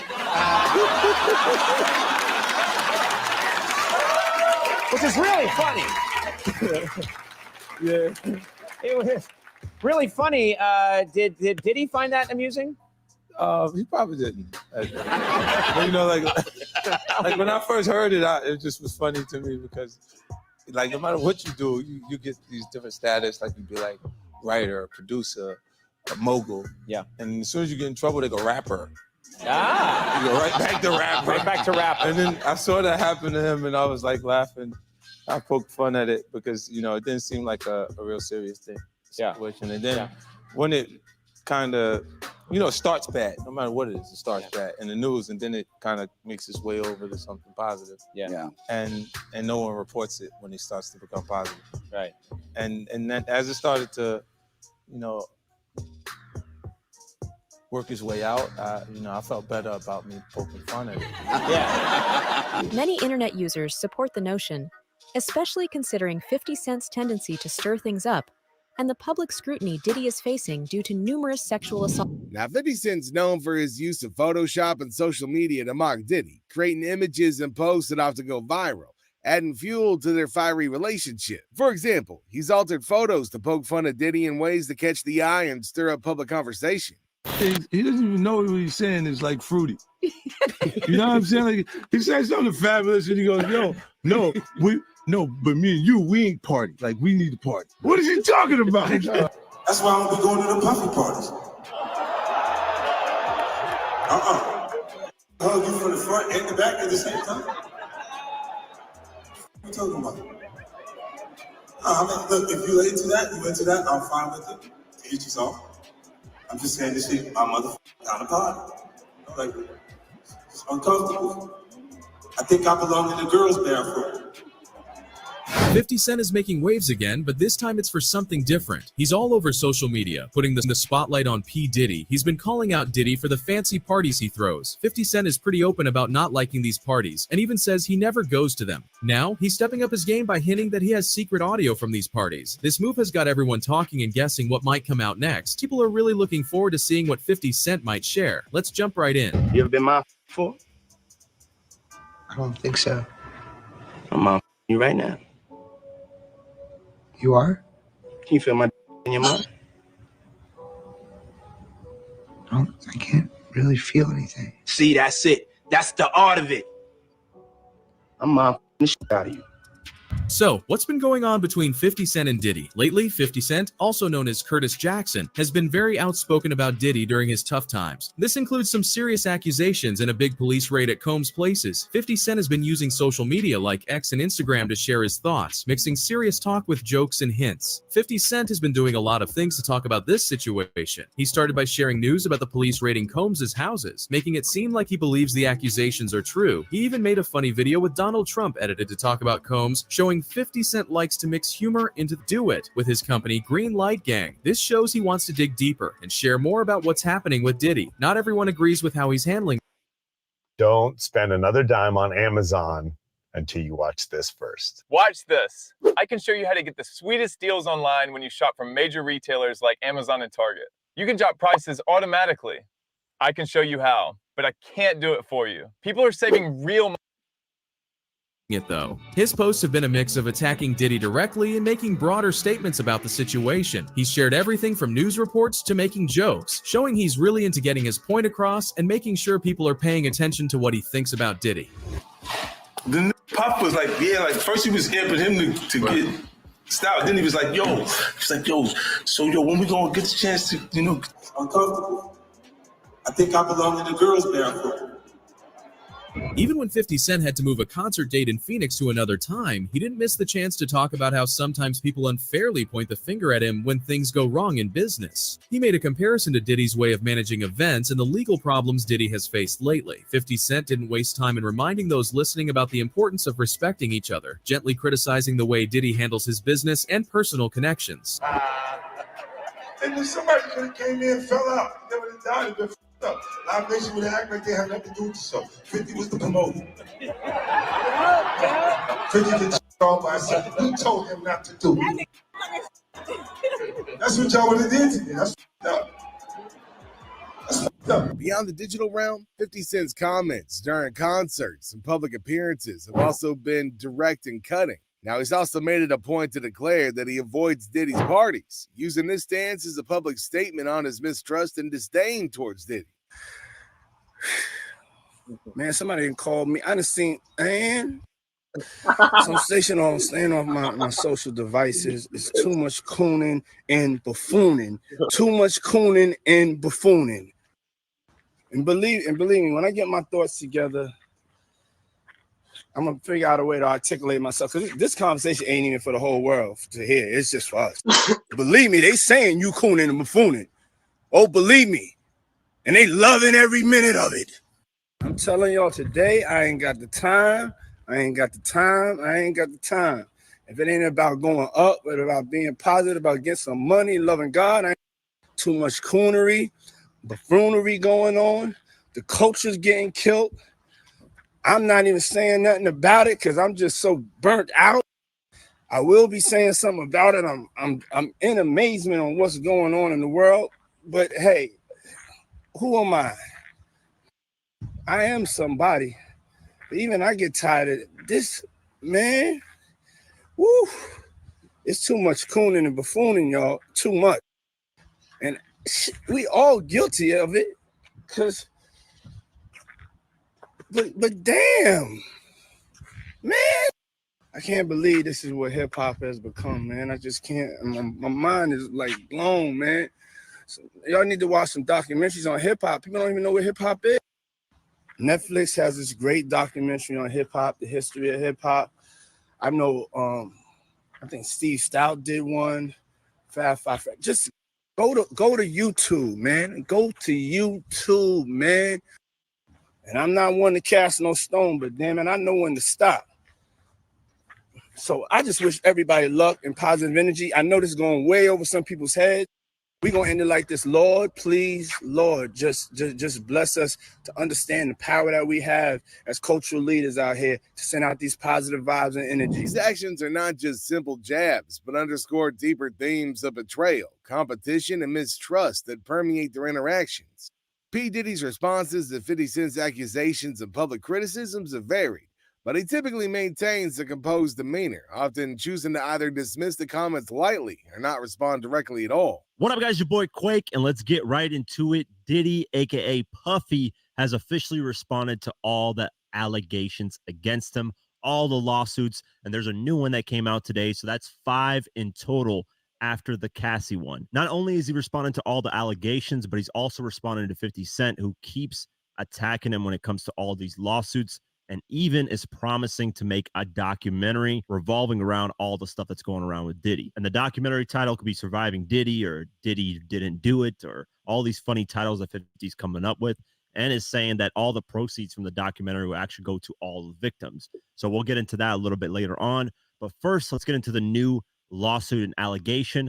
Then let's talk about Diddy's response to 50 and the allegations. And then let's talk about what 50's doing with the documentary. Diddy has broken his silence in the wake of another assault lawsuit being filed against him. He's deemed enough. This approach reflects Diddy's strategy to preserve his public image and protect his business ventures, which include not only music, but also fashion and spirits industries. In a series of revelations, 50 Cent has shed light on the underlying reasons behind his ongoing feud with Diddy and the controversial Instagram posts that have stirred up controversy. Denying any wrongdoing, 50 Cent suggests that his posts were made out of excitement rather than malice, aiming to expose the truth behind their tumultuous relationship. According to 50 Cent, the feud with Diddy is rooted in a complex web of legal battles, personal attacks, and accusations. He has not hesitated to mock Diddy on social media platforms like Instagram, even involving Jay-Z in the fray. Among the explosive accusations, 50 Cent has accused Diddy of profiting from Notorious B.I.G.'s death and hinted at his involvement in Tupac's murder. Additionally, derogatory comments about Diddy's sexuality have further fueled the animosity between them. One particular disagreement stemmed from Diddy's offer to take 50 Cent shopping, with both artists claiming the other made a similar offer to them. This incident only escalated tensions between the two. Furthermore, 50 Cent has teased Diddy about their competing vodka brands and hinted at plans for a documentary exploring sexual assault claims against Diddy. Allegations and lawsuits have become integral components of their ongoing battle, with 50 Cent not shying away from exposing Diddy's legal troubles. Despite the complexities of their feud, 50 Cent remains adamant about revealing the hidden motives behind his actions and the true nature of his conflict with Diddy. With each revelation, the feud between these two prominent figures in the music industry continues to capture the public's attention and intrigue. However, the ongoing feud with 50 Cent does pose some challenges, as it sometimes casts a shadow over Diddy's achievements and contributions to the music industry. For the broader hip-hop community and their fan bases, this feud's a double-edged sword. On one hand, it keeps fans engaged and entertained, driving social media traffic and discussions. On the other hand, it can polarize fans and distract from the artistic and philanthropic contributions both artists make. And meet Maria, a hiring manager with a big responsibility. She's on the hunt for the perfect candidate. 50 Cent back. So here's the scoop. The feds just rocked up at Puffy's place for a raid. And man, the headlines are going wild. People are scratching their heads wondering how the heck they got tipped off so fast and why they're raiding his house out of the blue. Rumor has it they've stumbled upon some seriously incriminating evidence against Diddy. Word on the street is there might be some shady video footage of him that's got them all worked up, enough to bust down his door and start tearing the place apart. Talk about a bombshell. Let's dive into this juicy gossip without wasting any more time. You know, I'm a type of I like variety, man. I like people that's unpredictable. You know what I'm saying? I like different personalities. So I was like, I never knew they would become what they are today. All right, let us catch you up on what's been going down this week. So Homeland Security agents have been swarming all over the residences of none other than Sean Diddy Combs, hitting up spots in both Los Angeles and Miami. Picture this. Heavily armed officers, vehicles rolling in like it's a full-on military operation, all in these swanky neighborhoods. It's been a scene, to say the least. But you can see them in dramatic video from our Sky Fox team there in Los Angeles as we continue to cover this. Now, in the aftermath of all this chaos, there have been some interesting reactions and insights floating around. But here's the deal as of now. All the feds are saying is that these raids are part of an ongoing investigation. And word on the street is it's related to HT. Crazy stuff, right? And this could possibly be linked to a sex trafficking investigation involving rapper Sean Combs, the music executive. But hey, that's where we're at. The legal and ethical implications of the feud between 50 Cent and P. Diddy, particularly surrounding the allegations made in the Murder Rap documentary, are profound. This documentary brought to light serious accusations, suggesting Diddy might have been involved in criminal activities related to the infamous Tupac murder. You know who best? Combs. So Combs himself, he's spoken out multiple times through his lawyers in reaction to both the lawsuits and the raids on his homes. We start in late 2023 when Combs' ex-girlfriend and Bad Boy entertainment artist Cassie filed a reported $30 million lawsuit accusing Combs of assault, abuse, trafficking, and a lot more. But the very next day, Combs settled the lawsuit. But I should tell you that settling does not mean that Combs admitted anything. His attorney at the time... Yeah, he didn't admit to nothing. He settled the lawsuit only because of the shit she didn't say. Ben Brafman released a statement saying, quote, Mr. Combs' decision to settle the lawsuit does not in any way undermine his flat-out denial of the claims. He is happy they got to a mutual settlement and wishes Miss Ventura the best. Combs himself released his own short statement saying, quote, we have decided to resolve this matter amicably. I wish Cassie and her family all the best. Love. But we know that Combs was then hit with more lawsuits after Ventura's. A woman named Joy Dickerson Neal claimed that Combs drugged and sexually assaulted her when she was in college back in 1991. She alleged that Combs filmed the rape. This is why I think they didn't go in his house for this shit. They just used it. That was a reason to go in there. If the police going in his house was real, the reason was probably, Keefy D is going to jail for shooting Tupac. He claiming that, this man gave, that was, connected to it or whatever. So I feel like that was a reason, not trying to blow their cover. They ran in there on, because look, he ain't got no charges. So why do the police just don't run in people's house just because somebody says something and then you don't got no charge? Like the feds, they don't just do that.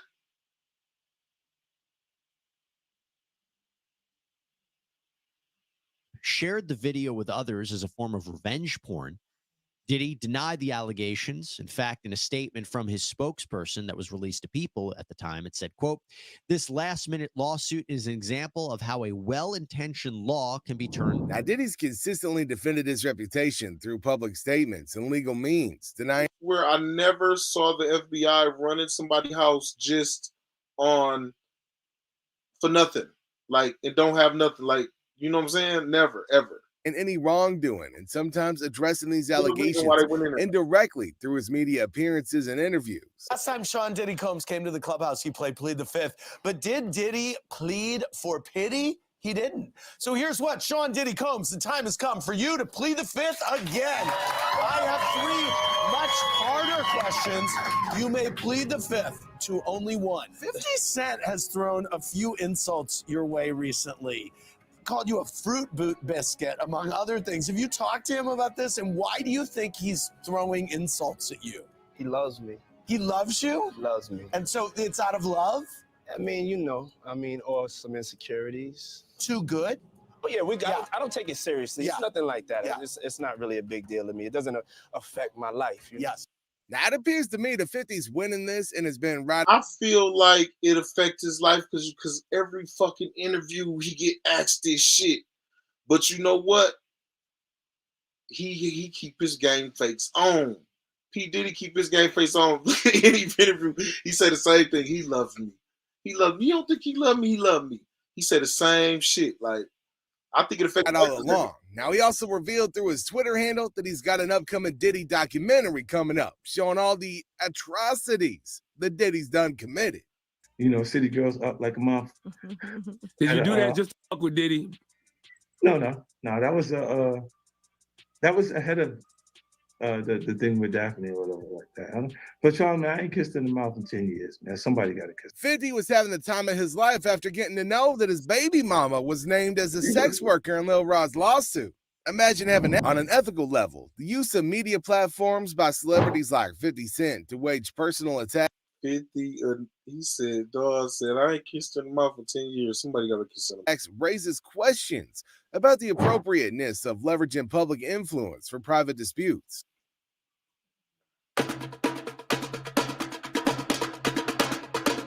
With millions of content creators across the globe, Music mogul Sean Diddy Combs is now the subject of significant media attention. This week, federal agents raided his Miami and Los Angeles homes after several lawsuits were filed against him. The lawsuits accused Diddy of sexual assault. Homeland Security said there's also been claims of the rapper and producer drugging women, and the agency is looking into the alleged crimes in several states.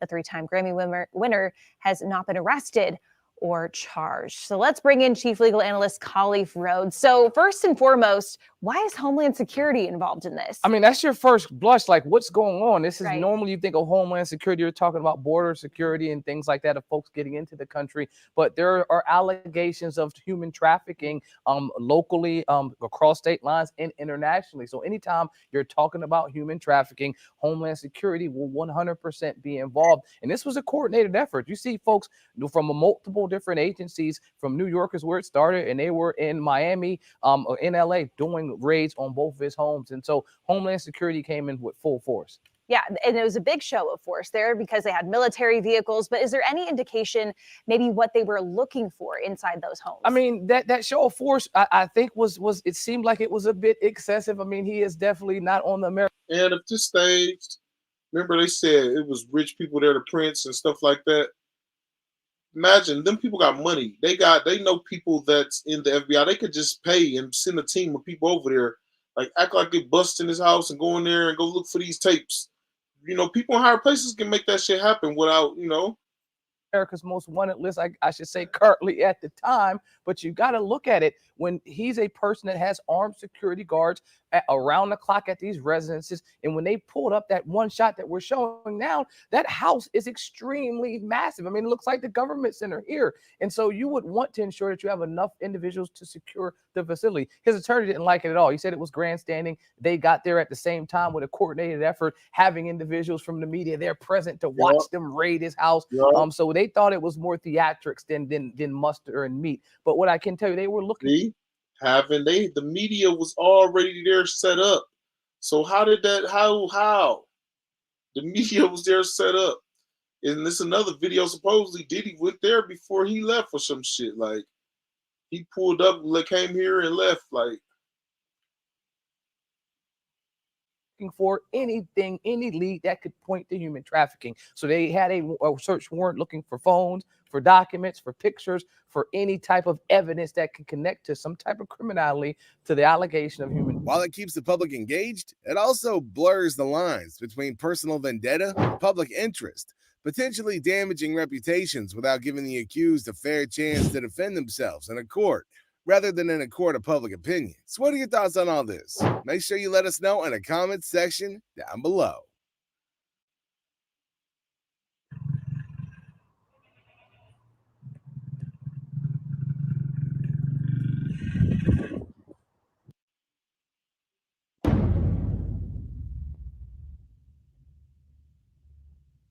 How you feel about the people that say Biggie was asking for him coming to LA so soon after Tupac got killed and him getting on the radio rapping "Long Kiss Goodnight"?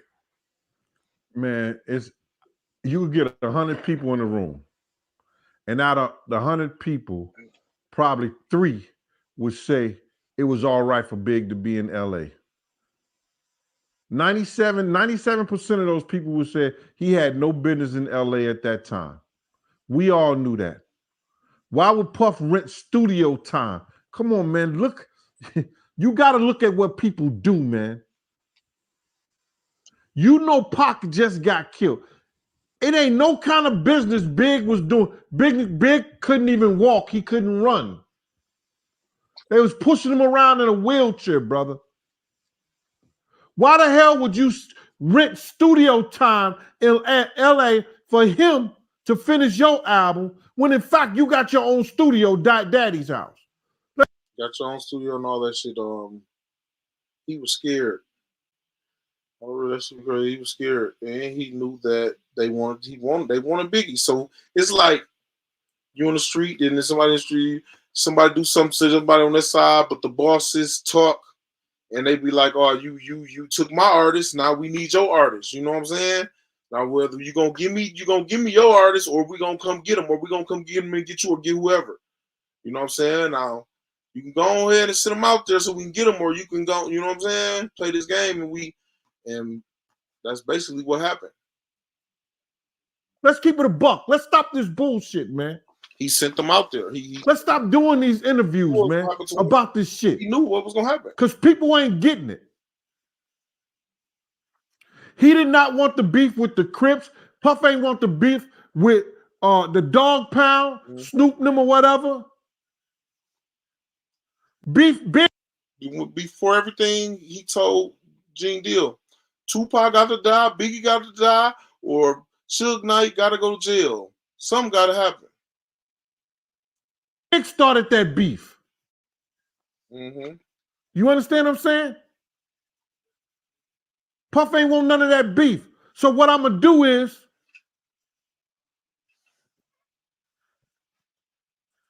y'all want the sheep? Mm-hmm. I'm going to put them out the pasture.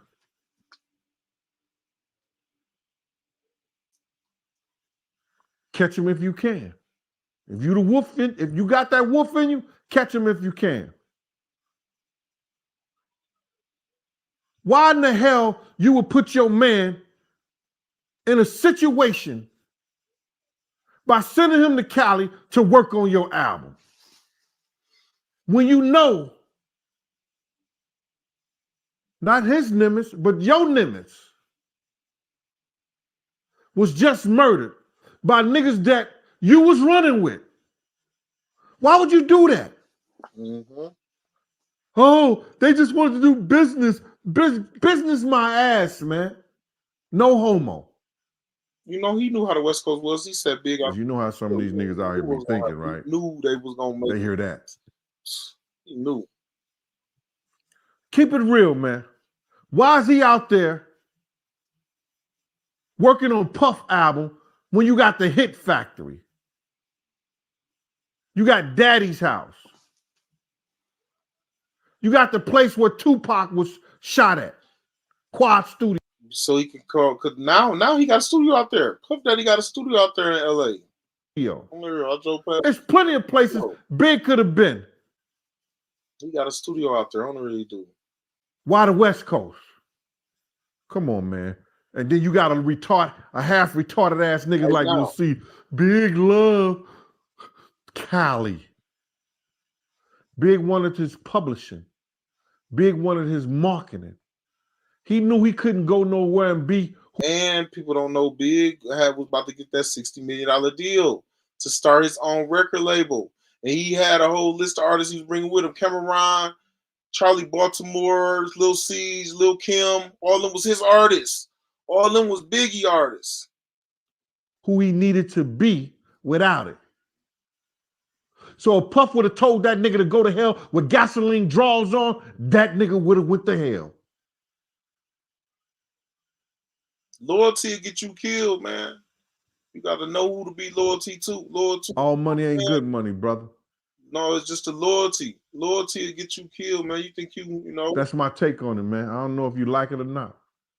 You know, you got to know who to be loyal to, man, and who to trust, man. Give your projects a friendly jolt in Slack. Not saying like don't be loyal. Type it out. Talk it out.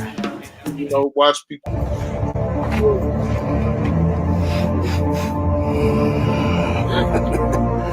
You smell like Kim Kardashian.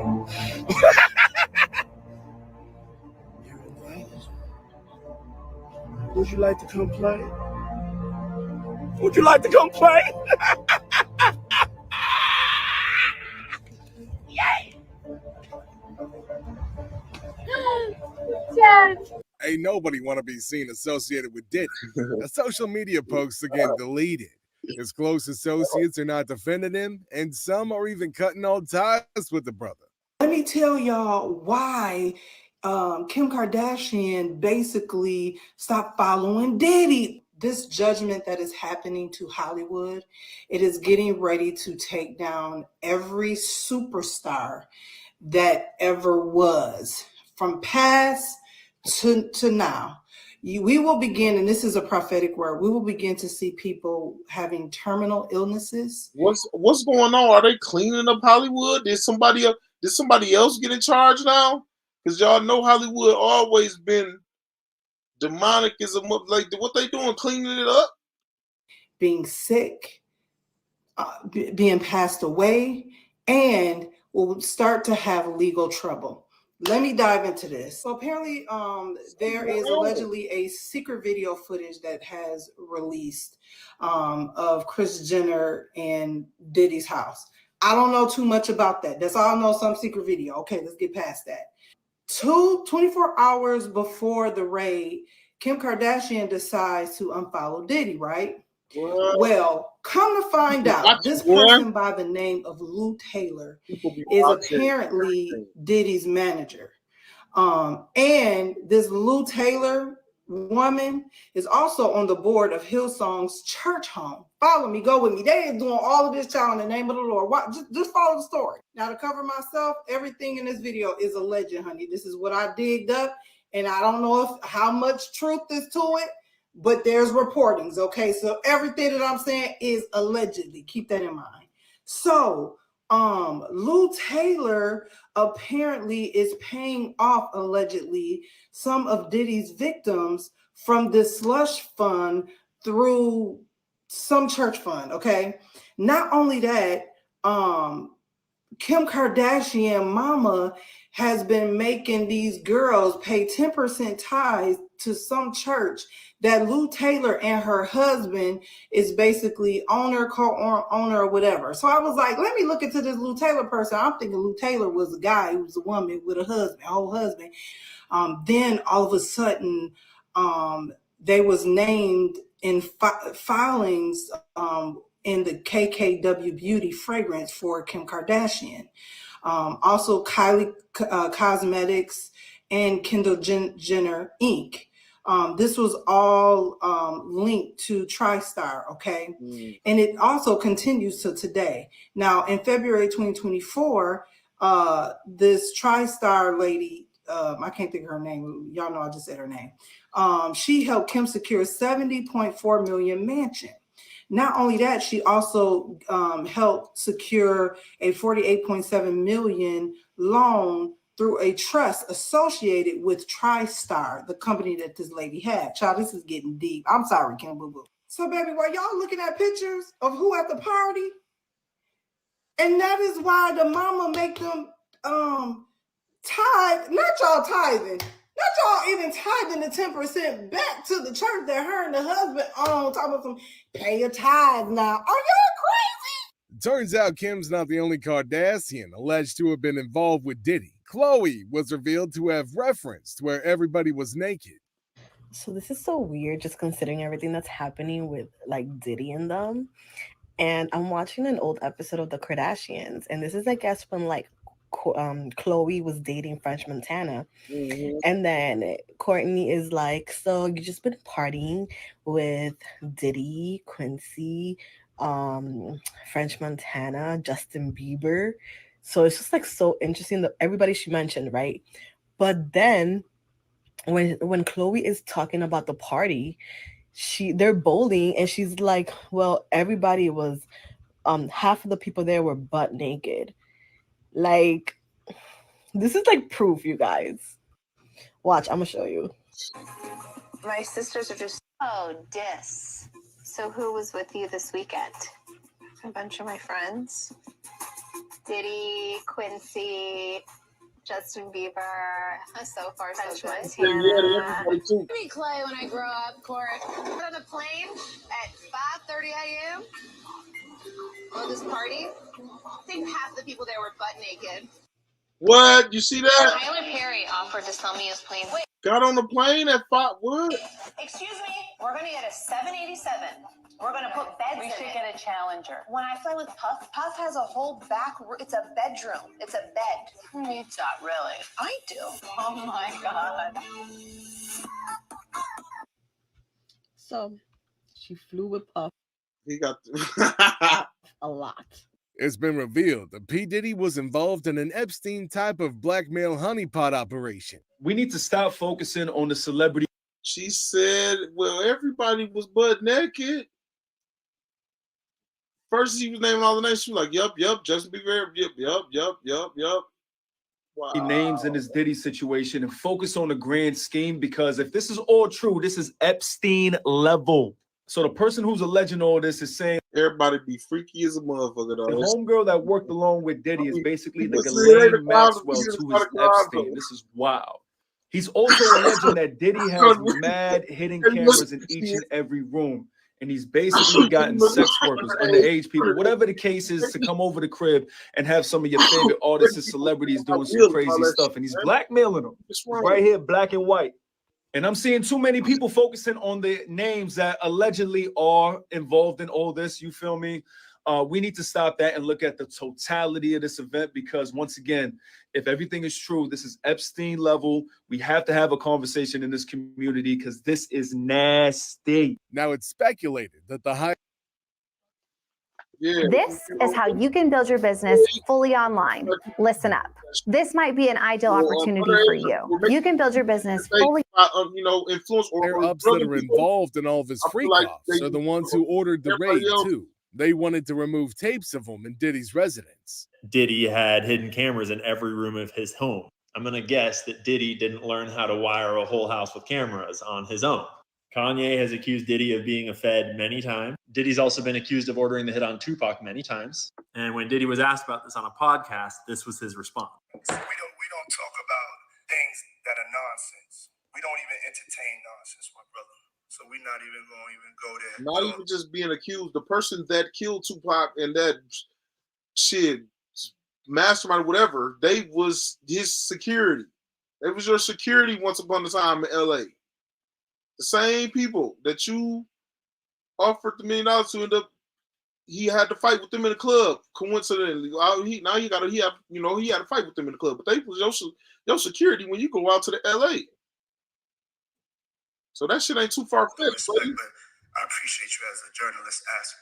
When you start digging into allegations of the CIA, the FBI, the Mossad having tentacles in the music industry, you wind up at total rumors like this. Former CIA agent admits agency created gangster rap to fill private prisons by glamorizing criminality. Claims like famous hip-hop lyrics of the legendary hip-hop outfit NWA were even scripted by a team of psychologists and war propagandists inside the CIA, according to this former agent. Obviously, these are just totally rumors and conspiracy theories, no truth to this whatsoever. But it leads you to people like Leor Cohen, who might be the most influential person in the last 100 years of music, because he ran Def. If y'all don't know, that's the person who owned YouTube. Everybody on YouTube, that's who he owned YouTube. Jam, and made Jay-Z who he is, including Redman, Method Man, DMX, Ja Rule, Ludacris. But it doesn't stop with rap music. We got Bon Jovi, Mariah Carey, Shania Twain, Elvis Costello, Ashanti, Nickelback, Slipknot, Sum 41, The Killers, Slayer. But then we've also got his protege, Julie Greenwald, that got elevated through this merger that he brokered and managed the Black Keys, Bruno Mars, Death Cab for Cutie, Jason Mraz, Kid Rock, Lupe Fiasco, Wiz Khalifa. That would be this Julie Greenwald. And then we've got Lucian Grange, the CEO of Universal Music Group, he's the one that is directly implicated and named in this lawsuit. It is alleged that he attended these parties with underage girls and with sex workers, and he knew that they were spiking drinks, et cetera, et cetera. But when you're talking about Diddy, you got to also talk about Justin Bieber, who was managed by Scooter Braun, along with Kanye West, Ariana Grande, Demi Lovato, et cetera.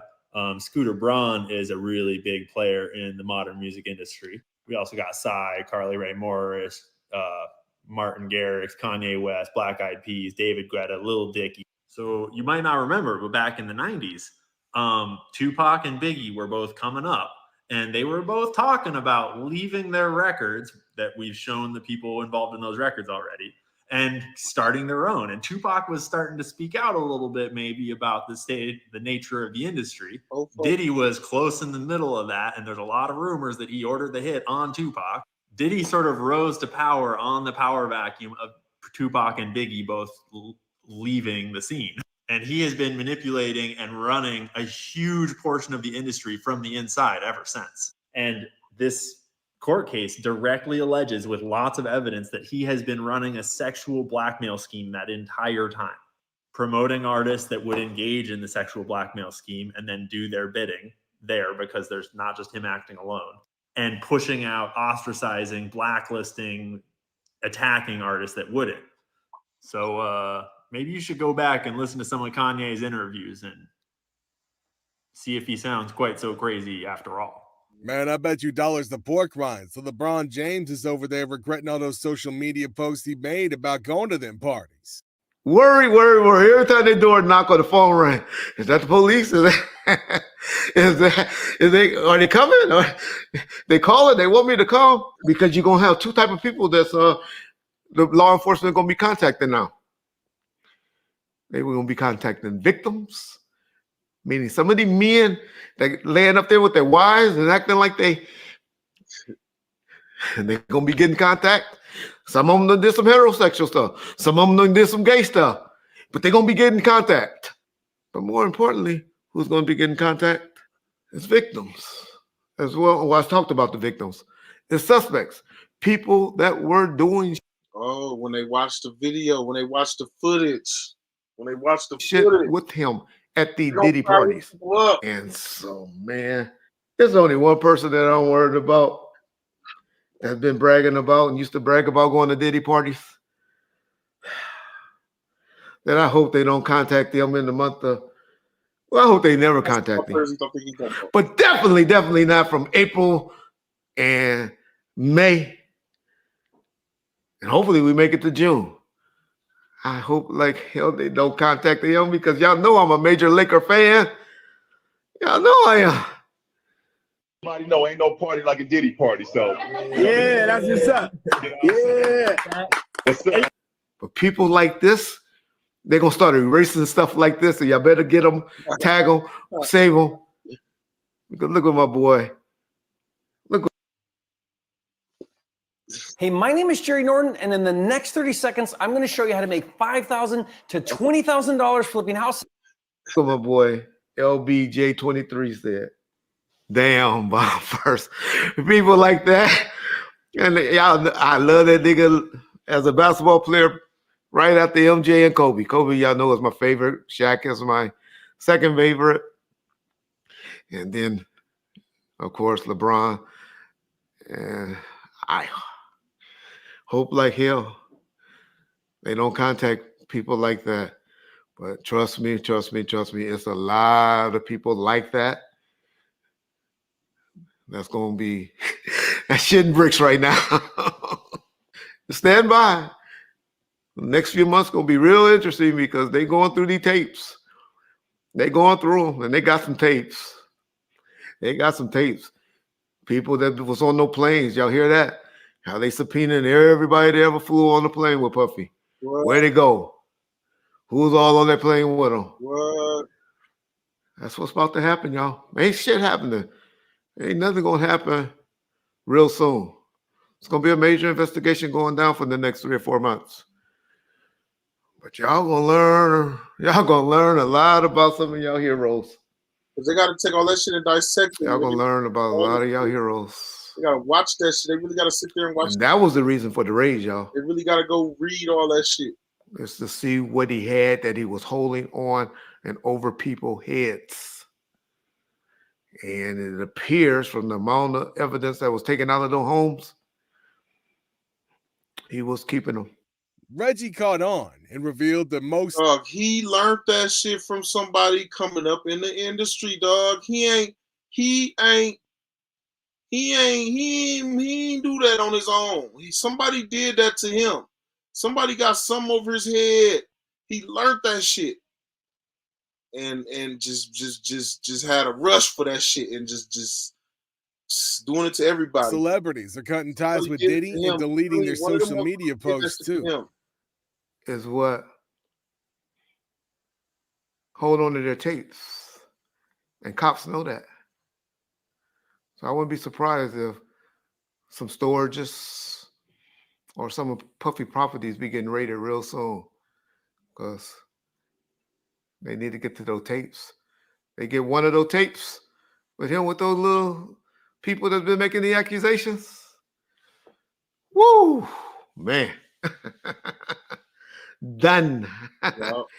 But Puffy the type, he'll blow his brains out. Guarantee y'all. Or do like he did on that corkscrew lie. How he did. We know what you did, Puff. Misa told us, nigga, you slit your wrist. He gonna do something stupid like that.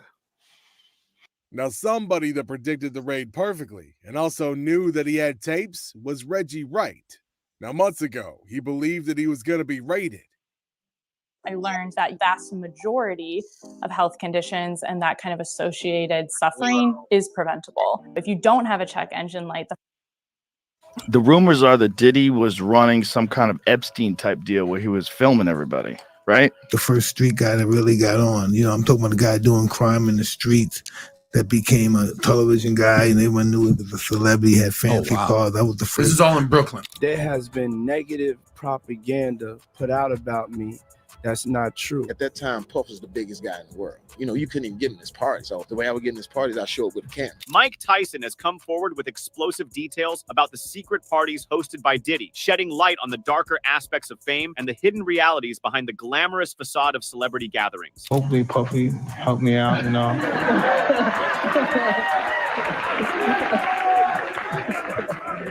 That's the first I've heard about that. That's great though. It's great. I believe so. Yeah. But Tyson, known for his straightforwardness and no-holds-barred attitude, doesn't just scratch the surface, but dives deep into the core of the issue, exposing the unsettling truth that many have suspected, but few have dared to confirm. Before he was Diddy, I knew him for a long time. When I first became champ, I knew him. I remember him. He used to have crepes when he used to have my after parties and stuff. At first glance, the parties thrown by Diddy appeared to be the pinnacle of success and opulence, a place where the elite of the music and entertainment worlds converged to celebrate their achievements. However, according to Tyson, beneath the veneer of extravagance and celebration lurked a far more troubling reality. These gatherings, he claims, were not just about music, networking, and revelry, but served as a backdrop for practices and behaviors that would shock the public. Also, when they were throwing parties. I remember this is when he was the CEO founder of Bad Boy. No, I don't think he was Bad Boy yet. No, he wasn't him. Damon Dash and all those guys. They weren't on yet. I was like the first street guy that really got on. Tyson recounts his experiences attending these high-profile events where the glittering lights and pulsating beats masked a world of manipulation, exploitation, and hidden agendas. He speaks of an environment where young and impressionable individuals were often preyed upon, lured by promises of fame and fortune, only to find themselves caught in a web of deceit and coercion, shedding more light on these shady parties. Hear what Jamie Foxx has to say about it. At that time, Puff was the biggest guy in the world. You know, you couldn't even get in this party. So the way I would get in this party is I show up with a camera. Joe Fox and I came. What? Puffs in there. So it's kind of, I'm like, damn, it's crazy, man. Huh? So what I did was I would show up to the party in my little town car. That's town, you know. I grabbed a town car so I could skirt. Puff the SUVs and the Bentleys, the whole night. He get out. I get out too with a camera. The big Canon, like, yo, Puff, I should document this shit, right? Yo, what's up, Playboy? What you talking about? I said, no, I should get this, man. You, Fonz, the whole nine. He says, yeah, let him through. Meanwhile, one of the most harrowing aspects of Tyson's revelation is the culture of silence that surrounds these parties. The fear of retribution, the allure of fame, and the power dynamics at play create a situation where few are willing to speak out and many are compelled to turn a blind eye to the transgressions occurring right before their eyes. Tyson, however, breaks this silence, calling attention to the need for accountability and the protection of those who are most vulnerable. Tyson's insights also touch upon the role of power and influence in perpetuating these dark truths. He highlights how individuals at the top, like Diddy, wield their influence to create an environment where normal rules don't seem to apply and where their actions are often unchecked. This unchecked power, Tyson implies, is a core issue that allows the cycle of exploitation and manipulation to continue. And it baffles me that you think you got away from these people. You'll never see them again. You knew them when you were at the worst of your level or heard about them. And you're not the only one God had his hand on. These guys made them successful too. In addition, Tyson has revealed new evidence implicating Diddy in the demise of the renowned rapper Tupac Shakur. This revelation has reignited intense speculation surrounding Tupac's tragic death. Known for his mesmerizing lyrical talent, Tupac captivated the world and remains one of the greatest musicians of his era. Tyson, who admired Tupac both for his musical genius and shared interest in boxing, expressed a desire for just 5 minutes alone with those responsible for his friend's murder, fueled by a longing for justice and revenge. Tupac, when he passed away, I was so curious. I said, what happened to this guy? Who was behind it? You know, the whole thing with the fight, you know, he's at your fight. He's going to get to the fight. I think you guys were supposed to spend some time together.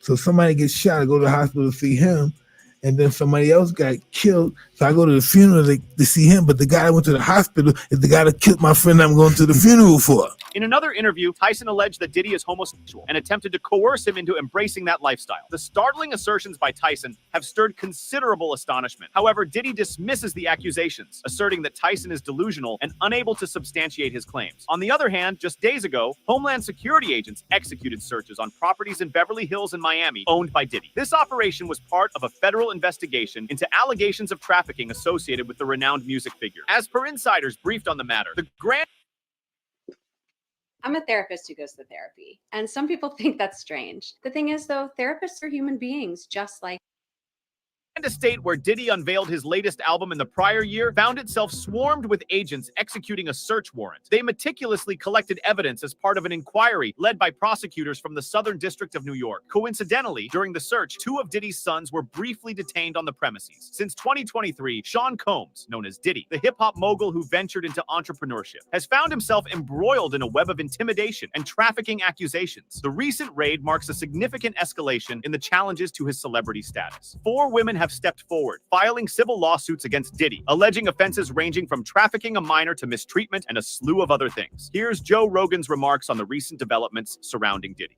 Who knows what's real? That's what Diddy's lawyers, I think, said. It was like that. These are just trumped up charges. Not trumped up. I don't think they said that, but like both charges. Dude, when Homeland Security invade your house, you got problems with dudes with guns and body armor. There's someone said that they weren't there to take stuff; they were there to delete everything.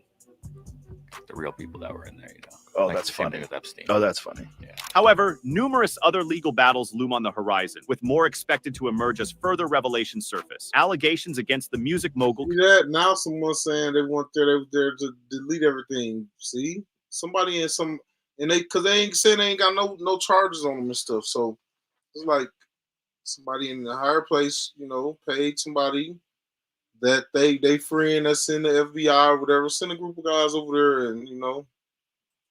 Continue to mount with very, and also they had the press out there, so at the same time it could be, you know, to fuck up his image too at the same time.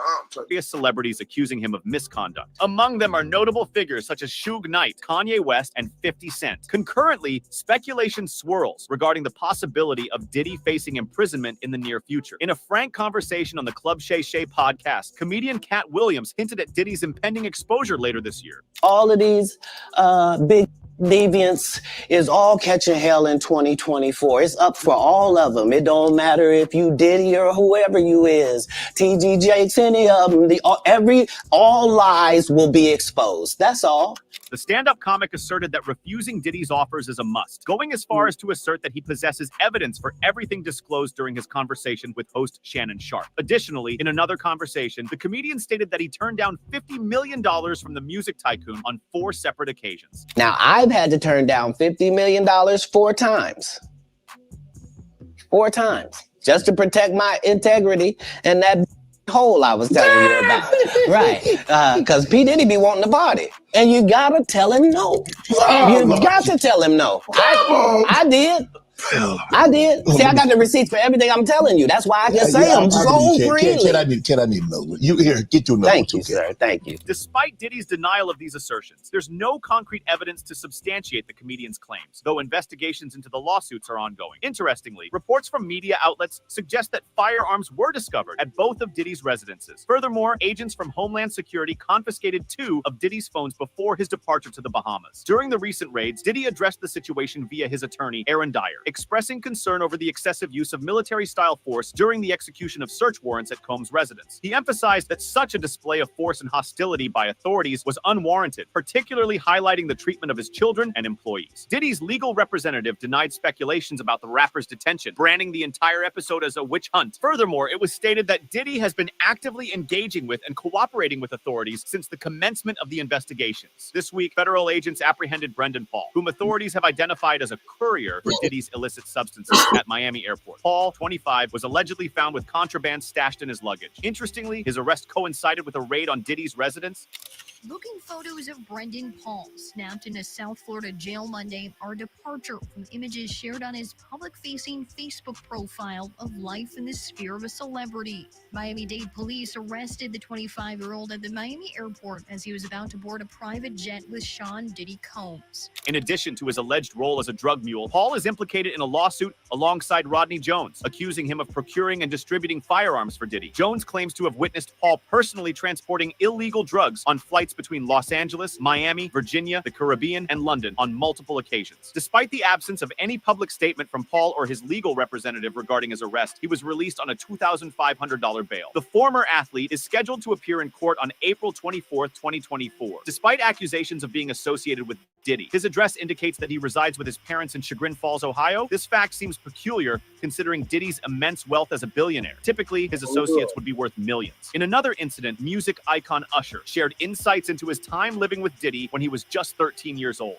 I moved to New York City and I lived with Sean Puffy Combs for a year. It was curious. I got a chance to see some things. It was pretty wild. This revelation gained traction on social media following Homeland Security raids on Diddy's properties in Miami and Los Angeles. In the video clip, the R&B sensation recounts his experiences living with the music mogul during his early teenage years. Diddy is often acknowledged for his knack for uncovering and nurturing talent, with notable successes like Usher and Maze, who soared to stardom in the mid-90s under his guidance. The connection between Diddy and Usher was forged when the R&B sensation inked a record deal with L.A. Reid, who promptly dispatched him to New York to reside with Diddy for a year. Usher fondly dubbed this period the Experience Flavor Camp, reminiscing about how Diddy exposed him to a completely different lifestyle. Reflecting on his time under Diddy's wing, Usher admitted it was quite a wild ride, recounting peculiar encounters and emphasizing that it was the adventurous spirit of the 1990s. Over to something called Puffy Flavor Camp. In the 90s, do you understand what that's like? I went there to see the lifestyle.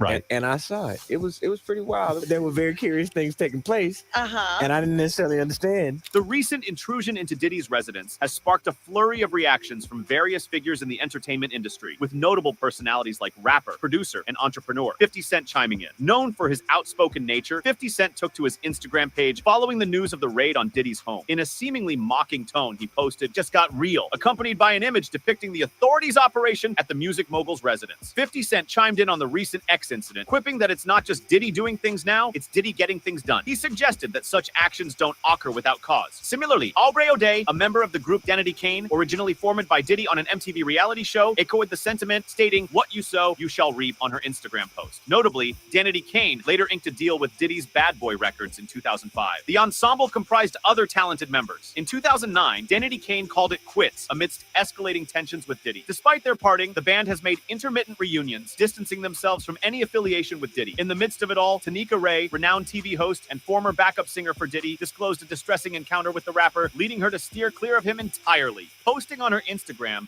she shared her resolve to keep her distance, yet refrained from detailing the ordeal to spare herself from reliving the trauma. Oh, yeah. You know, we all have stories. Seriously, we all have stories. Mine is horrific, and only 5 people know it. And I probably will never tell it. But it's, since then, I've been like, yep. And I also am very intimately aware that you tell your truth and you become victimized over and over and over and over and over and over. And mind you, I then interviewed him many times. I have a lot of stories, y'all. I've been in Hollywood for 25 years, maybe longer, 30. I got a lot of stories. Unfortunately, maybe I'll write a book one day. Meanwhile, Diddy has addressed the accusations and criticisms through his legal representation, asserting his innocence in the face of all allegations. Make sure to check out some of our other videos on the screen if you enjoyed this one. Pac was rapping, if I was one of his peers, I could have stopped him from getting himself killed, which, if we gonna be for real, got Biggie killed. You know what I'm saying? Right. Like, Yeah, that was Biggie didn't definitely- get Biggie right. killed. Pac Right. got Biggie killed. Right. And Pac, like, niggas killed Pac because he was too at the right time. You know what I'm saying? He was too verbal, too vocal at the wrong time. Like, Pac was ahead of his time. And if you think about it, them niggas was wearing suits and shit. Niggas is 25 and 20. Young as fuck. That's what people start. I'm talking about Pac and Biggie when they died. That's was what people 6 don't realize how young they 6 were. years Yeah. before Biggie died, he was in the 12th grade, nigga. Let's you know. Redefine web hosting with Bluehost Cloud, the new platform built for WordPress creators by WordPress experts. Lightning fast websites, 100% network uptime.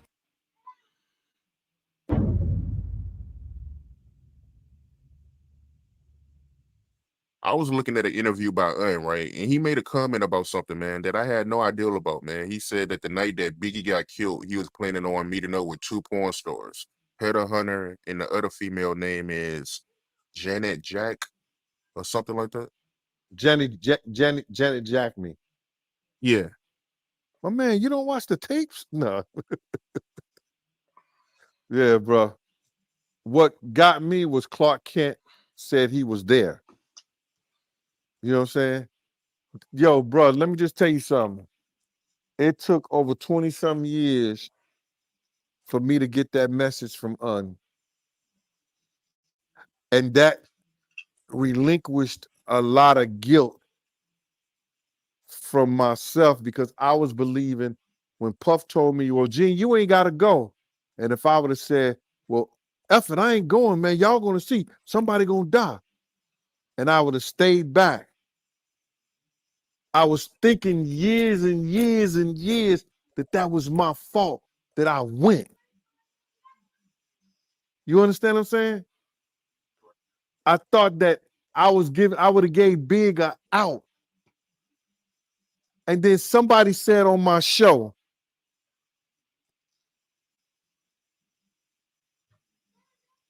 Jose Trucking, dude named Jose Trucking, said on my show, he said, Gene, God messed up Big legs where he couldn't walk. Big could barely walk. He had to use a cane. They was pushing him around in a wheelchair. You understand what I'm saying? Mm-hmm. He walked that night because he didn't want the fans to know, but it was killing him. It was hurting him. You understand? Could barely walk. And we had to run out that mother place. Big would have got messed up because he couldn't run out of there. And can't nobody carry his big self. You understand what I'm saying? So if he had to run out of there, he'd have been messed up. So God messed up his legs, hoping that he would not go nowhere. Clark Kent, the vice president of Motown at the time, told him, Big asked him to go to London with him, told him, why you going to that party? Don't go to that party. He said, no, Puff and D-Rock set this up. That same night he on the phone with Un. Heather Hunter and Janet Jackme supposed to come to the room, and do you? And you let somebody talk you out of that?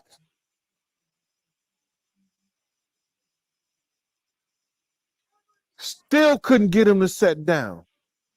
So me thinking, if I don't go to this party all these years and get Bigger out, it's my response. And Big ain't even my responsibility, but I'm responsible, you understand, for going. When Puff told me I ain't even have to go, I'm thinking that Big's death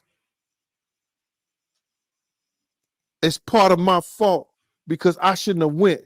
I should have stayed back and maybe that was his out. God messed up his legs. That was his out.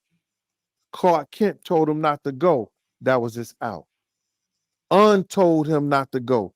That was his out. Ain't nothing Gene Deal could have said to that boy to stop him from going to the party because the devil had already planted the seed. Yeah, that's real talk, man. But speaking of Clark Kent, right? How do you feel about him saying that, Biggie, he got killed because Pac lied on him? No, that ain't why Biggie did. That ain't why Biggie did. Big caught a bullet from somebody else, and that happens to us all the time. They caught a bullet that was for somebody else. You know what I'm saying? That's what happened to Big. But Big wasn't Clark Kent. What Tupac did, they say in rap songs all the time. Dude's been battling throughout the years. Do you like having a P.O. box but are tired of wasting time and money driving to the post office? And until that drill stuff came around, who was dying from it? Who got murdered from it? When LL battled Ice-T, Hammer, and Kool Moe Dee, who died from it? Nobody. You understand? There's been battles throughout. You understand? Throughout rap. Nobody died from it. I think Biggie and Pac was the only two. That's because it was bigger than rap.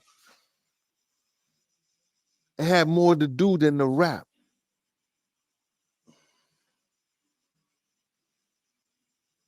Biggie and Pac is dead because they wanted rap to be where it's at right now. They wanted to control it in a way that, one, a revolutionary will never let you control that. And even though Big was a street philosopher, they still would have came together. You understand what I'm saying? Pac being a revolutionary, you know what I'm saying? In his rap, he still was friends with Big. Yeah, I feel like if Big would have separated from Puff, Pac and Big would end up getting back together because they was already friends. They was already cool. And they both was on the same shit. Pac was on making his own record label. Big was on getting his own record label. The record labels was gonna give them their money. Shit. Big already was getting a $60 million deal. Shit, he had Cameron, Charlie Baltimore, Lil Siege, Lil Kim. All of them was his artists. Shit, he was getting $60 million. He was gonna kill the game. He was gonna be up. Tupac, he was gonna lead that, bro. He would have got whatever the fuck he wanted. He had Outlaws. Everybody would have came with him. They would have killed the game. And once they sort that stuff out, rap would have never been the same. It wouldn't have been what it is today. No. They wouldn't have had that control. Yes. When you say that Big got killed because he caught a bullet that wasn't meant for him, what you mean by that?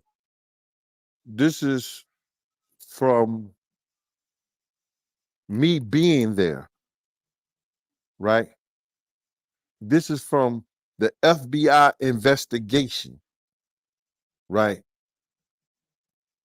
That bullet may have been meant for Puff because the dude came down to Puff first, but he was stopped by me.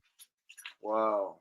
Then when we crossed the light and Big them stopped at the light, the dude came out the parking space, and it seemed like the hesitance of what he did is like, yo, them niggas blew the light. They blew the light. But I got Big right here. And then somebody said, take him.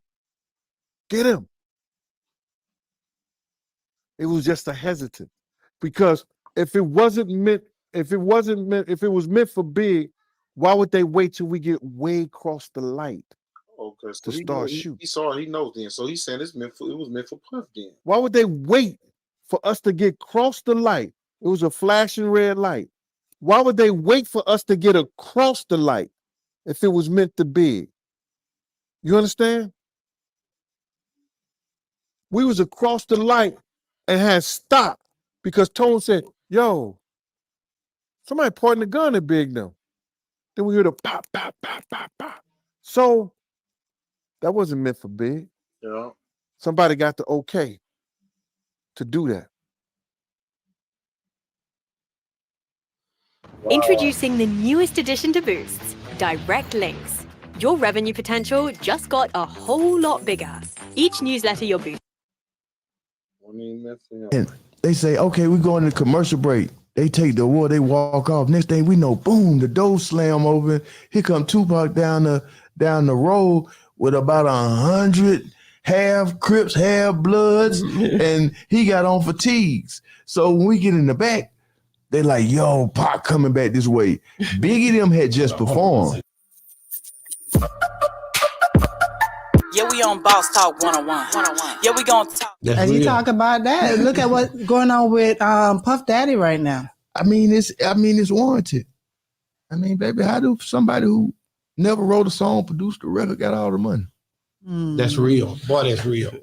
Bars. Because somebody facilitated you to be able to have all the control on. And if you ain't got the talent and you can't write it, you can't produce it, then you got to use something else. It's called sex. Damn. That's how you control. That's old. That's the old world. But if think about it, a person that don't got the talent is gonna be more demonic, more evil, and more heartless when it comes to taking something from somebody because they can't produce nothing. That's real, man. You've been in this business a while, so you've seen a lot. Yeah, I mean, that's why people got mad at me in the dialogue conversation. I said, check this out, bro. I ain't never put my name on nobody else's work. I ain't never took nothing from nobody, and I ain't never stole nothing from nobody. Now, can you say that about most of these people at the top? No. You can't. So if you got all these people up here hollering this, I'm the greatest, and then you look down did you write that? You didn't write that? Well, how you write that? That's what I'm saying. I'm just saying, are we gonna live in a world of falsettos, or are we gonna live in a world of truth? Because that's the reason why the youth ain't listening to the grown folk now. Because y'all done did too much lying for certain people, and the kids can see that that's a false. That's real. That's a fake. But you want me to believe the fake is as good as this. Now, if you're gonna make a fake as good as this, then hell, we ain't gotta believe nobody great. That's real. I want to ask you about. I want to take you down this road, man. Back to the Soul Train Awards when everybody always asks you about this. I had OG Pyru on here, and he was there that night, and he was like Don Cornelius wouldn't at first, like he wouldn't let because he was with Suge now. They wouldn't let him in. You see what I'm saying? Yeah, they wouldn't let him in. So explain to me from your side, like how did that night go just up on their arrival and everything that transpired? We were there. We was going on stage. We was giving an award to, I think, Jagged Edge. Jagged Edge had won. But I was going to get married. Boy, I was going to get married with Jagged Edge. I think I was going to marry something back then.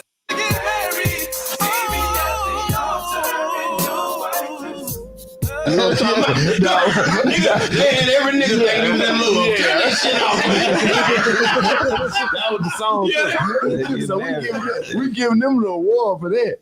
And they say, okay, we're going to commercial break. They take the award, they walk off. Next thing we know, boom, the door slam open. Here come Tupac down the road with about 100 half Crips, half Bloods, and he got on fatigues. So when we get in the back, they like, yo, Pac coming back this way. Biggie them had just performed. Biggie had just performed. I think it was one of his little records, and he was walking in the back. I remember he had on a tuxedo. So it was one of them Faith. I think him and Faith record. It was one of them kind of R&B records. So he wasn't even in no hip hop kind of guard. He was dressed up. So we was kind of like standing here. Pac see us. He like, yo, what's up? Goody. So was Pac in without Suge? He was already in, or was he? Or was they all came in together. They were all together. They all came in together. Pac was just in the front, and everybody was following Pac.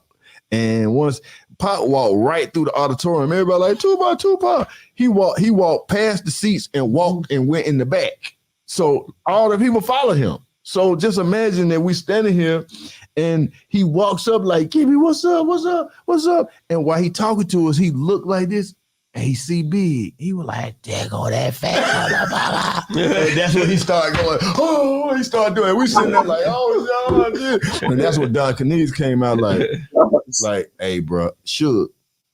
And he pulled Suge to the side. And that was the first time I ever seen Sugar Bear rounded up, but he rounded it up that night. He rounded it up. He made everything get right. Yeah, but that's all he did. That's all he did. Hey, he knew, cause Don Canese kind of gave him that look like, hey man, you tear my shit up there, it's gonna be a different set of troubles for you now. He ain't gonna play with him. Like, look now, you know, take it outside. Them children, this is my shit. That's right. And you know, the rank fell. You know, and he was like, okay, you right. Hey y'all. This shit gonna get my view. So it for me personally, like him, Don Canese, and another person that really did a lot for the industry that people don't talk about, and that's Barry Hankerson. Yeah. Who's that? Aaliyah's.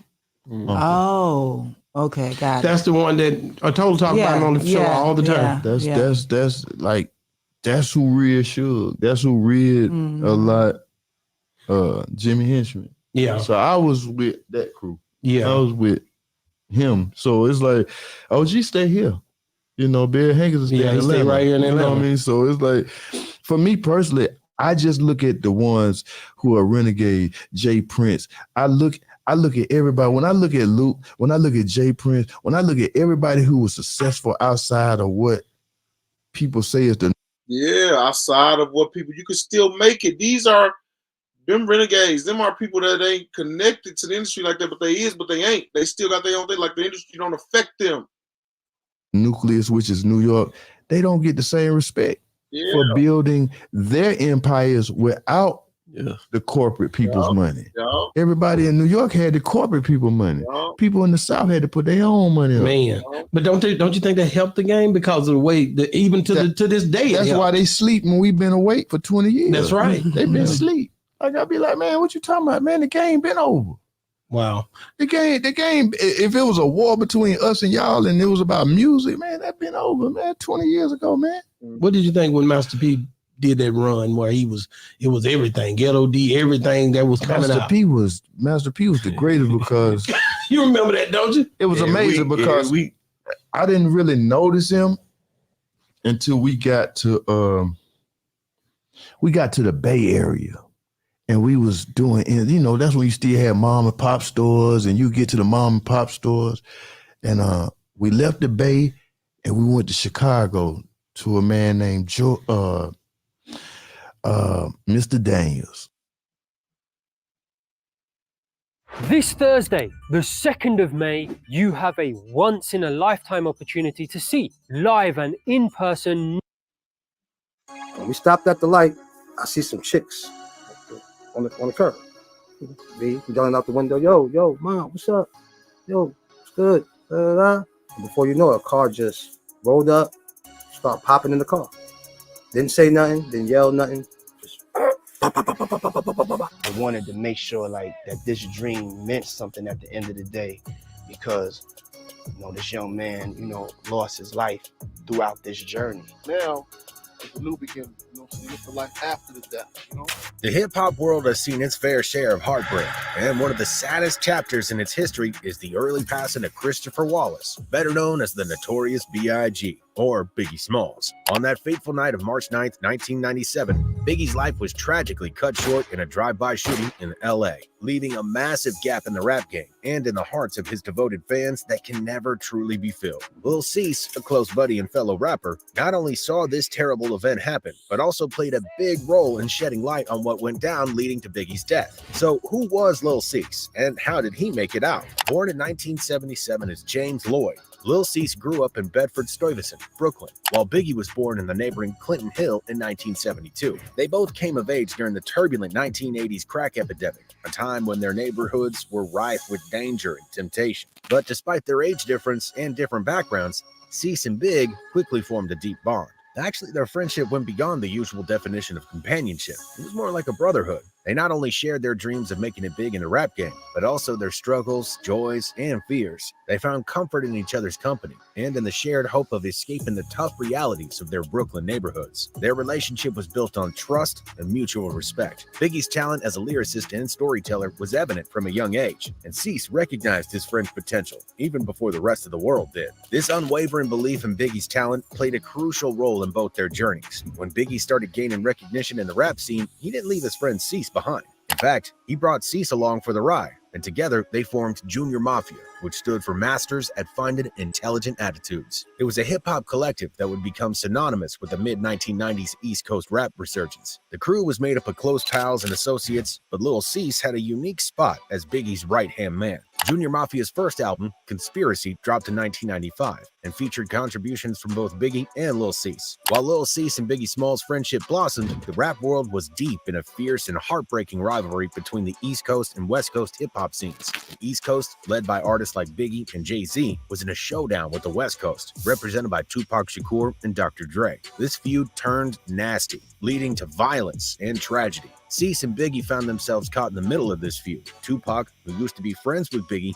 accused Biggie of setting up a 1994 shooting in which Tupac got wounded. The tension just kept on growing, and Tupac's untimely death in 1996 added more fuel to the rivalry. Tragically, Biggie also lost his life in LA just a few months later. Now, the roots of this East Coast-West Coast feud can be traced back to the early 1990s, a time when hip-hop was going through some major changes. Back then, the hip-hop scene was mostly centered in New York City, but a new wave of West Coast hip-hop was on the rise. The West Coast's ascent to fame brought a different kind of sound and perspective to hip-hop. Artists from this region embraced a laid-back, funk-infused style that often explored themes of street life and gang culture. As the West Coast gained more and more traction, tension started simmering between artists from the two coasts. Some East Coast rappers felt like their dominance in the genre was being challenged, and territorialism began to take hold. This rivalry wasn't just about music either. It extended to battles over radio airplay, record sales, and even clothing styles associated with each coast. Now, one of the most infamous incidents that added fuel to this rivalry happened at the 1995 Source Awards, an annual hip-hop award show held in New York City.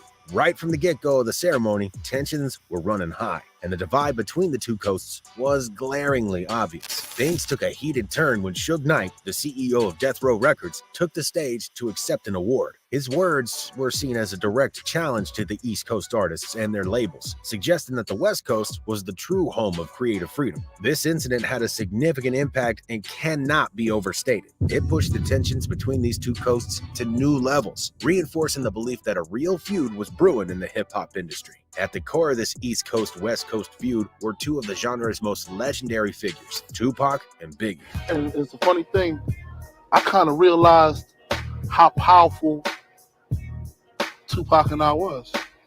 We two individual people, we waged a coastal beef. You know what I'm saying? One man against one man made a whole West Coast hate a whole East Coast and vice versa.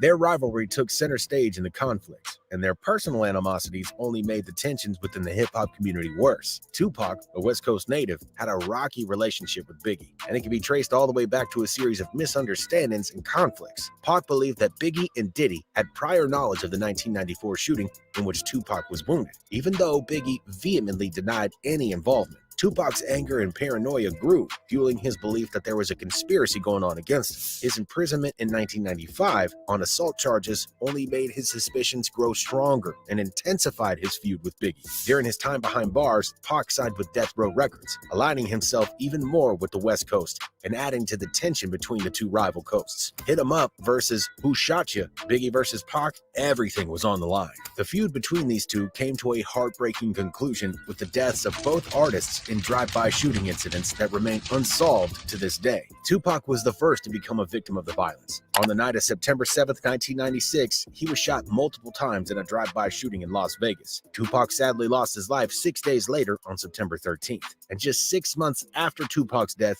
Biggie met a similar tragic fate. On March 9th, 1997, he was gunned down in Los Angeles, a case that remains one of the most high-profile unsolved mysteries in the history of hip-hop.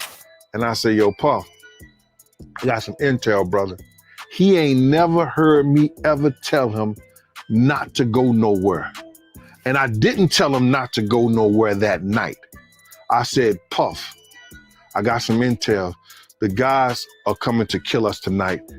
He said, Gene, I don't want to hear that shit. When Lil Cease shared what went down on that unforgettable night, he revealed that Diddy's car leading the way in front of theirs, Biggie and he actually went through the red lights. But for some reason, Biggie's driver was told to stop. It's that reckless decision that gave the hitman the chance to take a shot at Biggie. And Cease is the only one telling this story about what happened on. Look, if you're a personal trainer, then you probably understand that you can't out-train a bad diet. Everyone knows that.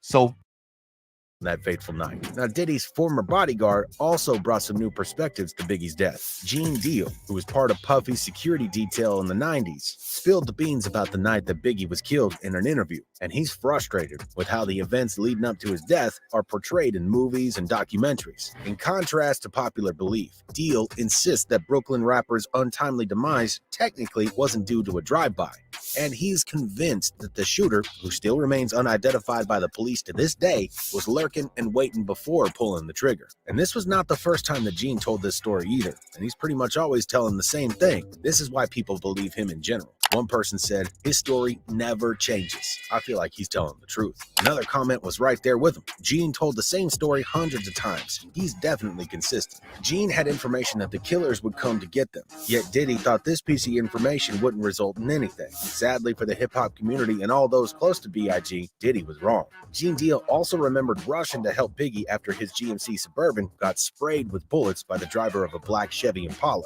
This all went down at a red light near the Peterson Automotive Museum in LA, where Biggie had just attended a Soul Train Awards after party. One theory that just won't quit is the idea that Diddy might have had something to do with Biggie's troubles. Some say it's because Biggie started writing songs for other artists to secure some publishing rights, because Diddy actually owned the rights to all the Biggie's albums. So the fact that Biggie was writing for others was Biggie's way around that mess. Diddy was also on the hunt for talent to put on the Big Beat record label instead of his Bad Boy label, instead of pushing Biggie. That might be why Junior Mafia decided to sign with Big Beat and not Bad Boy. Biggie was working on a joint venture with Lance Rivera, trying to run his own record label. He was planning on leaving Bad Boy as soon as he met his contract obligations. The real deal was that Puff and Big weren't best buds. It was never a partnership. It was more like a boss versus employee thing, with Puff in charge. Biggie got treated just like everyone else under Bad Boy, except he got set up on his way out. Perhaps Diddy sensed that Biggie was becoming the top dog from the crew, and he anticipated competition that was perhaps out of his reach. Was that the reason why Diddy didn't listen when Gene Deal, the same person who cared the most about not only his, but the safety of his whole clique, told him to be wary of the situation? Is it possible that Diddy orchestrated this whole damn thing? Whatever the case may be, Diddy is under a lot of scrutiny for everything that he's done in the music industry, from the very moment that he emerged as a mogul. What's done in the dark always comes to light sooner or later. Diddy will reap what he sows. What y'all think about Cease's and Gene's story? Do you believe that Biggie's death could have been avoided if the after party never took place? Let us know what you think down in the comments section below. If you enjoyed this video, be sure to click like and subscribe to the channel for more fresh hip-hop news straight to your feed. And as always, you guys to keep it rizzle.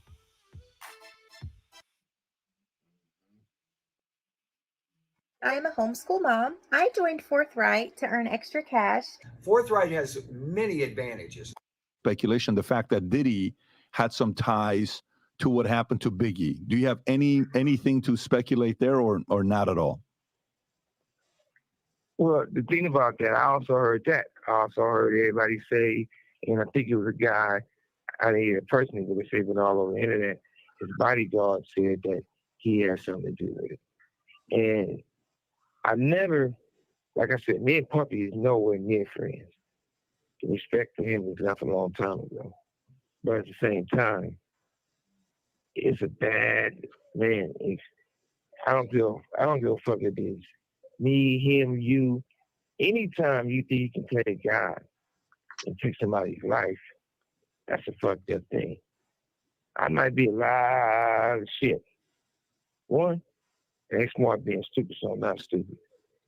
Two, I don't got that type of nuts to want to see another man lose his life and see this. You know, when you go to funerals and you see what the mothers go through, the family go through, I would want to see no one go through that. So it'd be crazy if somebody knew. It's just a fucked up thing. And I can't say Puffy did it and Puffy didn't do it.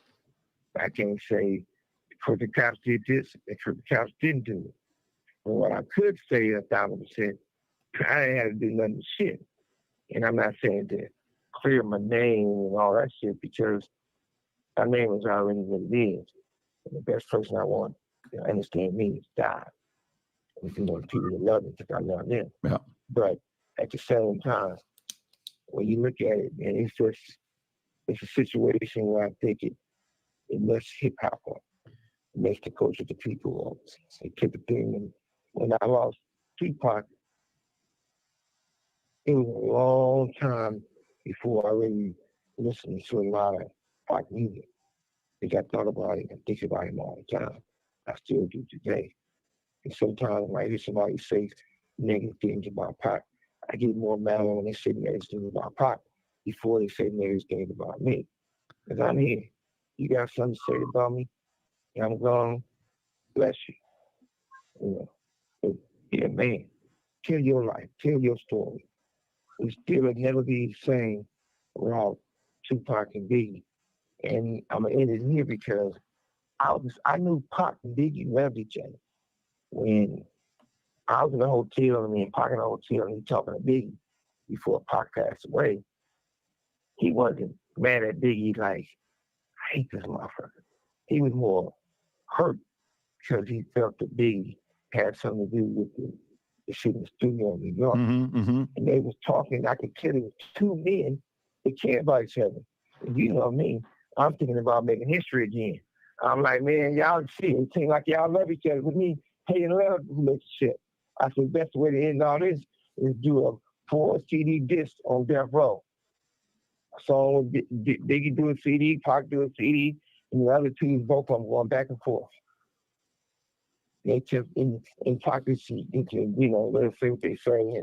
But yeah, that would have been the most incredible thing in the world. Only person, nobody gained on Tupac leaving and Biggie leaving. Only some jealous, nothing, weird motherfuckers. Everybody else can still take that loss today. Yeah, that was obvious. If Biggie wouldn't have passed away, Puffy would have never been a rapper. So he gained out the situation. Yeah. I'm not saying he had something to do with it, but he gained out the situation. I lost my freedom behind Tupac died. But see, when Biggie died out there, they was out there working on Puffy album, so he was already an artist. Probably not a rapper, but he was already an artist or whatever he was. I lost or a producer or whatever. What was he? He was putting out an album. They was working on his album. Biggie got killed. I lost house, a whole lot of shit. I lost my freedom. 95% of the reason why I got into the penitentiary is behind the Tupac shit. Even on this case. They brought it up in this case. For real? And whatever wrong with me. But I really appreciate your time. And I would say this no matter what. Nobody would be more happier to see all this truth come to the end and the truth come out and we can move on and we can all heal. It's been a wrong time for Pac. It's been a wrong time for Biggie. And somebody knows something. Shug, back in the not 15 years ago, it's got to be a while back.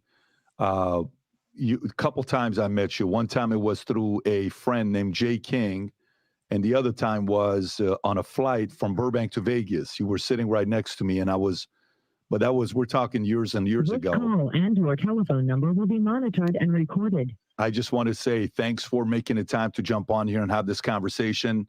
Appreciate you, and hopefully we'll do it again sometime in the future. Well, I'm going to say this. I appreciate you. You're the best. Enjoy your show. And I'm doing my own little collect call, you know. And I finally got my Twitter back. I know you good friends with everybody. So you let Elon Musk know that these guys had jacked my Twitter, my official Twitter, and was putting all kind of negative stuff about all these people, and then tried to distort me to get it back, and then keep steady trying to harass me about it. So, as most people say, as my mother would say, praise the Lord, I got my Twitter back. Amen. Thank you. Anytime, brother. Thanks, Shug. All right, buddy. Take care. Bye-bye. Bye-bye. Bye-bye. Suge Knight's always been Diddy's enemy from way back when. And now that Diddy seems to be heading towards his Waterloo, Suge's more than ready to see to the end of Diddy. I think he was with Jay-Z on Rockefeller. What'd you call that? What's his name? Big? Yeah, Biggs. He was on Rockefeller. He was with Damon J. Yeah, that was Biggie partner. I think that was him. He ran in there and was like, they just killed Biggs. I'm like, what? They just killed Biggs. So by then, LAPD came. They was everywhere. And they started escorting everybody out instead of locking down the crime scene. They should have locked it down. And my true opinion, do I think LAPD killed? I don't think it was I think it was one of the LAPD gangsters killed. You know what I'm saying? Killed Big. I know, not the, the dude that was he was the LAPD and a gangster too. Yeah. That's what I feel. Yeah. Rafael Perez even kind of broke it down, you know what I'm saying? Yeah. So you feel like one of the cops that worked for LAPD killed Biggie? No, I think the dudes that work for right way security, that was the LAPD. That's what I think. Keefy D, an ex-Diddy associate, believes that Diddy owes him. Now, he's believed to have been involved in killing Tupac. So, like I said, it's a conspiracy because now you're going, my man Keefy D said this is what happened. Keefy D said this happened. But then if you ask Puffy, he gonna say, no, it didn't. So that's why I say to be a conspiracy, because you only taking one side. You can't just go off of what one dude say and then run with that, but paid them to go snatch Nick chains. He gonna say, I'm a motherfucking lie. So it's not okay for us to go off of what he's saying about Puffy, but it's okay for us to go off of what he's saying that happened in the BMW. Orlando can't tell it. Who else is telling the story? So you can't do nothing but go off of what Keefy D is telling you, because ain't nobody else telling the story, what happened in the BMW, right? Nobody else is telling the story. Only my man is telling. You got 4 other people in the car. One is dead, right? Couple of people. Nobody else is telling. Keefy D, he I really do, man. down to detail. It fucked up That's what I'm a saying. lot of people's lives, dude. He can tell on Puffy. They going. That's probably why they're telling you. I feel they should, that was wrong, man. It was just purely wrong. You know what I'm saying? I wish that shit had never happened. You know what I'm saying? That's my opinion on it. Wish that shit would have never happened, dude. You know what I'm saying? I lost my Colombian plug. You know what I'm saying? Been having the feds up my ass for 15 years. Couldn't do nothing. Couldn't catch a break, bro. You know what I'm saying? And I did time behind that shit. When I went to the feds the first time, they had me on the second phone call. My lawyer like, you ain't in here for this shit, Keefy. You know what you in here for. I'm like, oh, okay, big dog. He said they're gonna try to get enough evidence so you won't get out. And he kept on coming up there saying, you're never getting out. That day I got released, I was looking for it. You hear me? I made it out, but that dude didn't stop. That's all I can tell you. The dude, major crime unit from the FBI, LA area. Boosie couldn't handle that pressure. You know what I'm saying? I handled that shit. I was up under that shit for 15 years, Mr. Boosie Boots. You know what I'm saying? I felt I did good, bro. You know? And anybody in their right mind would have did that shit in their right mind. You know what I'm saying?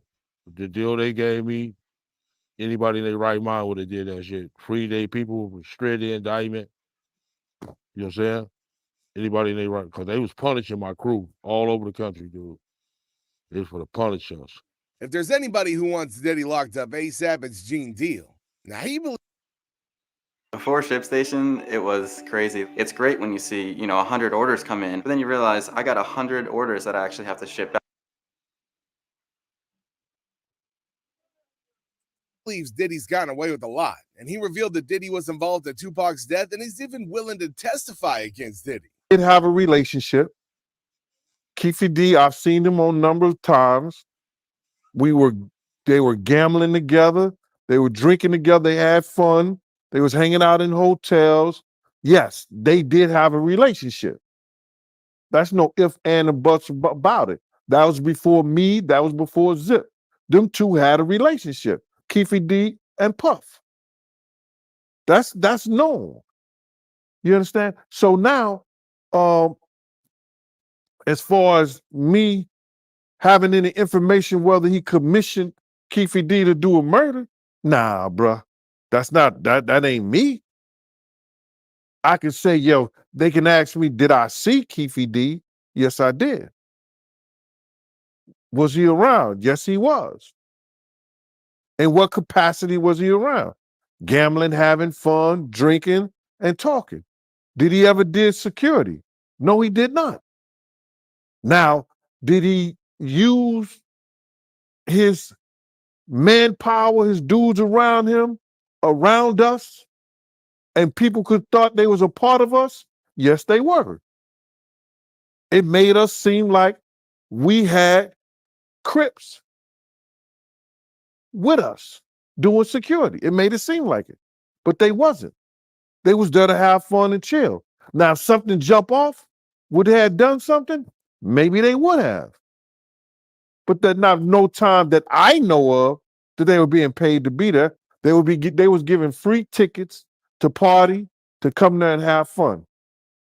And that's how Puff used dude. So if they call you, you don't have no problem testifying. You're being leading, as the lawyer would say. Your questions was leading right there. If they want me to testify, I'm going to testify and tell them what I know, what I seen, the times I seen him. Like they say, he was at Soul Train with us. He was never at Soul Train with us. Who put that information out first? Who put the information out first? The police. The police put that out. Oh, so they gonna break the proffer agreement. Everybody, all the guys right now, who the DEA, the FBI, the ATF, anybody who got a federal crime against them, and they sit up there and try to say, "Yo, we're gonna give you a proffer agreement," which we know that's Queen for a day and everything. Dude got to go in there and testify. You know what's gonna happen? Know what they're gonna say? Man, you ain't gonna cade in me. Have me sitting up there telling you everything, and then this shit being taped, and it don't supposed to be taped. Dudes is like, yo, you ain't gonna cade in me. Napoleon reveals that Diddy's a snake, scar, and a nervous person. He's ready to spill all of his secrets, and it's surprising how Diddy's gotten away with street justice for so long. And I think also from a business standpoint of view, I think the music industry is one of the most corrupt industries on the planet. And I know somebody personally, and I'm not even going to go into details, that did one of the biggest hits of Biggie's career. And he told me when he sent the beat to Puffy, he just stole it from him.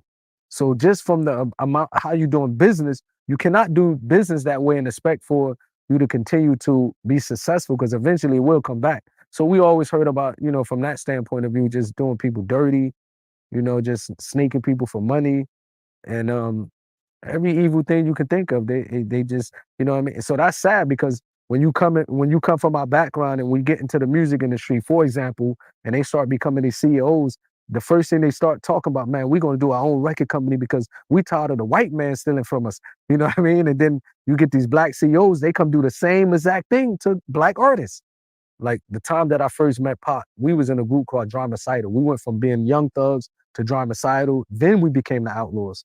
And I remember when Pac was locked up and we would go visit him, and he was telling us that, because when we were Dramacidal before the Outlaws, we had a quick record deal with Interscope Records. And I remember when Pac used to say stuff, he was like, I swear to God, he used to say, you know, you're going to go meet this person at Interscope, and you know, they devils. I didn't really understand what he meant by that. He's like, but you know, you got to play it right, and you know, they're going to give us a record deal, but they just straight devils, you know what I mean? So, and now I understand. These people cutthroat, you know what I mean? You don't see no CEO. If you look at any rap record, the CEOs from these rap records, they not part of our community. Meaning that they come from a different background than us. Most of them are ran by certain individuals. And what happened is they never give back to the community. You never heard of the CEO of Interscope Records, the CEO of Sony Records. These people making billions of dollars off of black music. You never heard them once say, let's open up a school in the black community. Let's give healthcare to the rappers. Let's go open up community centers for the black people. But they taking all this money. You understand? When an individual died, have you ever heard of a record company that paid for a funeral of a dead rapper? Besides Suge Knight, Suge paid, you know, when Pac put it in his will, he wanted to go cremate it. Suge paid $1 million to cremate him. But these people, so now when I think back on when Pac was calling them devils, it's like these people are really devils. They just out for money. They don't care who die in the process. They don't care what happens in the process. They don't care who lives are destroyed, as long as that money coming in. If you're doubting who to believe between Diddy and Keefy D, check out what Gene Deal has to say about the situation. As long as that money coming in, and when you die, That was all in-house. If you ask me, that was all in-house. So you believe Tupac and Biggie murder was in-house? I believe Biggie and Tupac was in-house. Ripple effects and maybe in some areas. The East Africans on the edge of the F word. Because of an international standard, we can't use it to describe the ongoing hunger crisis in East Africa, but not saying famine keeps us from focusing enough. All had something to do with death row people. That's a very strong comment to make, man. Listen, it came from their own mouth. DJ Quick. I think they got one of them bad boy niggas. They said they was gonna get him. What? Who was they? Had to be Death Row. Somebody affiliated with them. Somebody he was around there. Who Pac had problems with? People at Death Row. He was firing people. Suge was firing people. He didn't want to deal with them no more. Wasn't nobody from Bad Boy that killed Pac. No. Not at all. Now, if Wolf was out there and his crew like he wanted to, it's a possibility that any of that could happen. But that wasn't, man, listen here, man. You can't, listen to me. There's no way, bro. They had a couple of law enforcement officers that was working, following Suge them. They're not going to let that happen. Especially after Pac had a fight in the MGM. Come on, man. Save it for David. Tell somebody else. You trying to bump me in the head with that.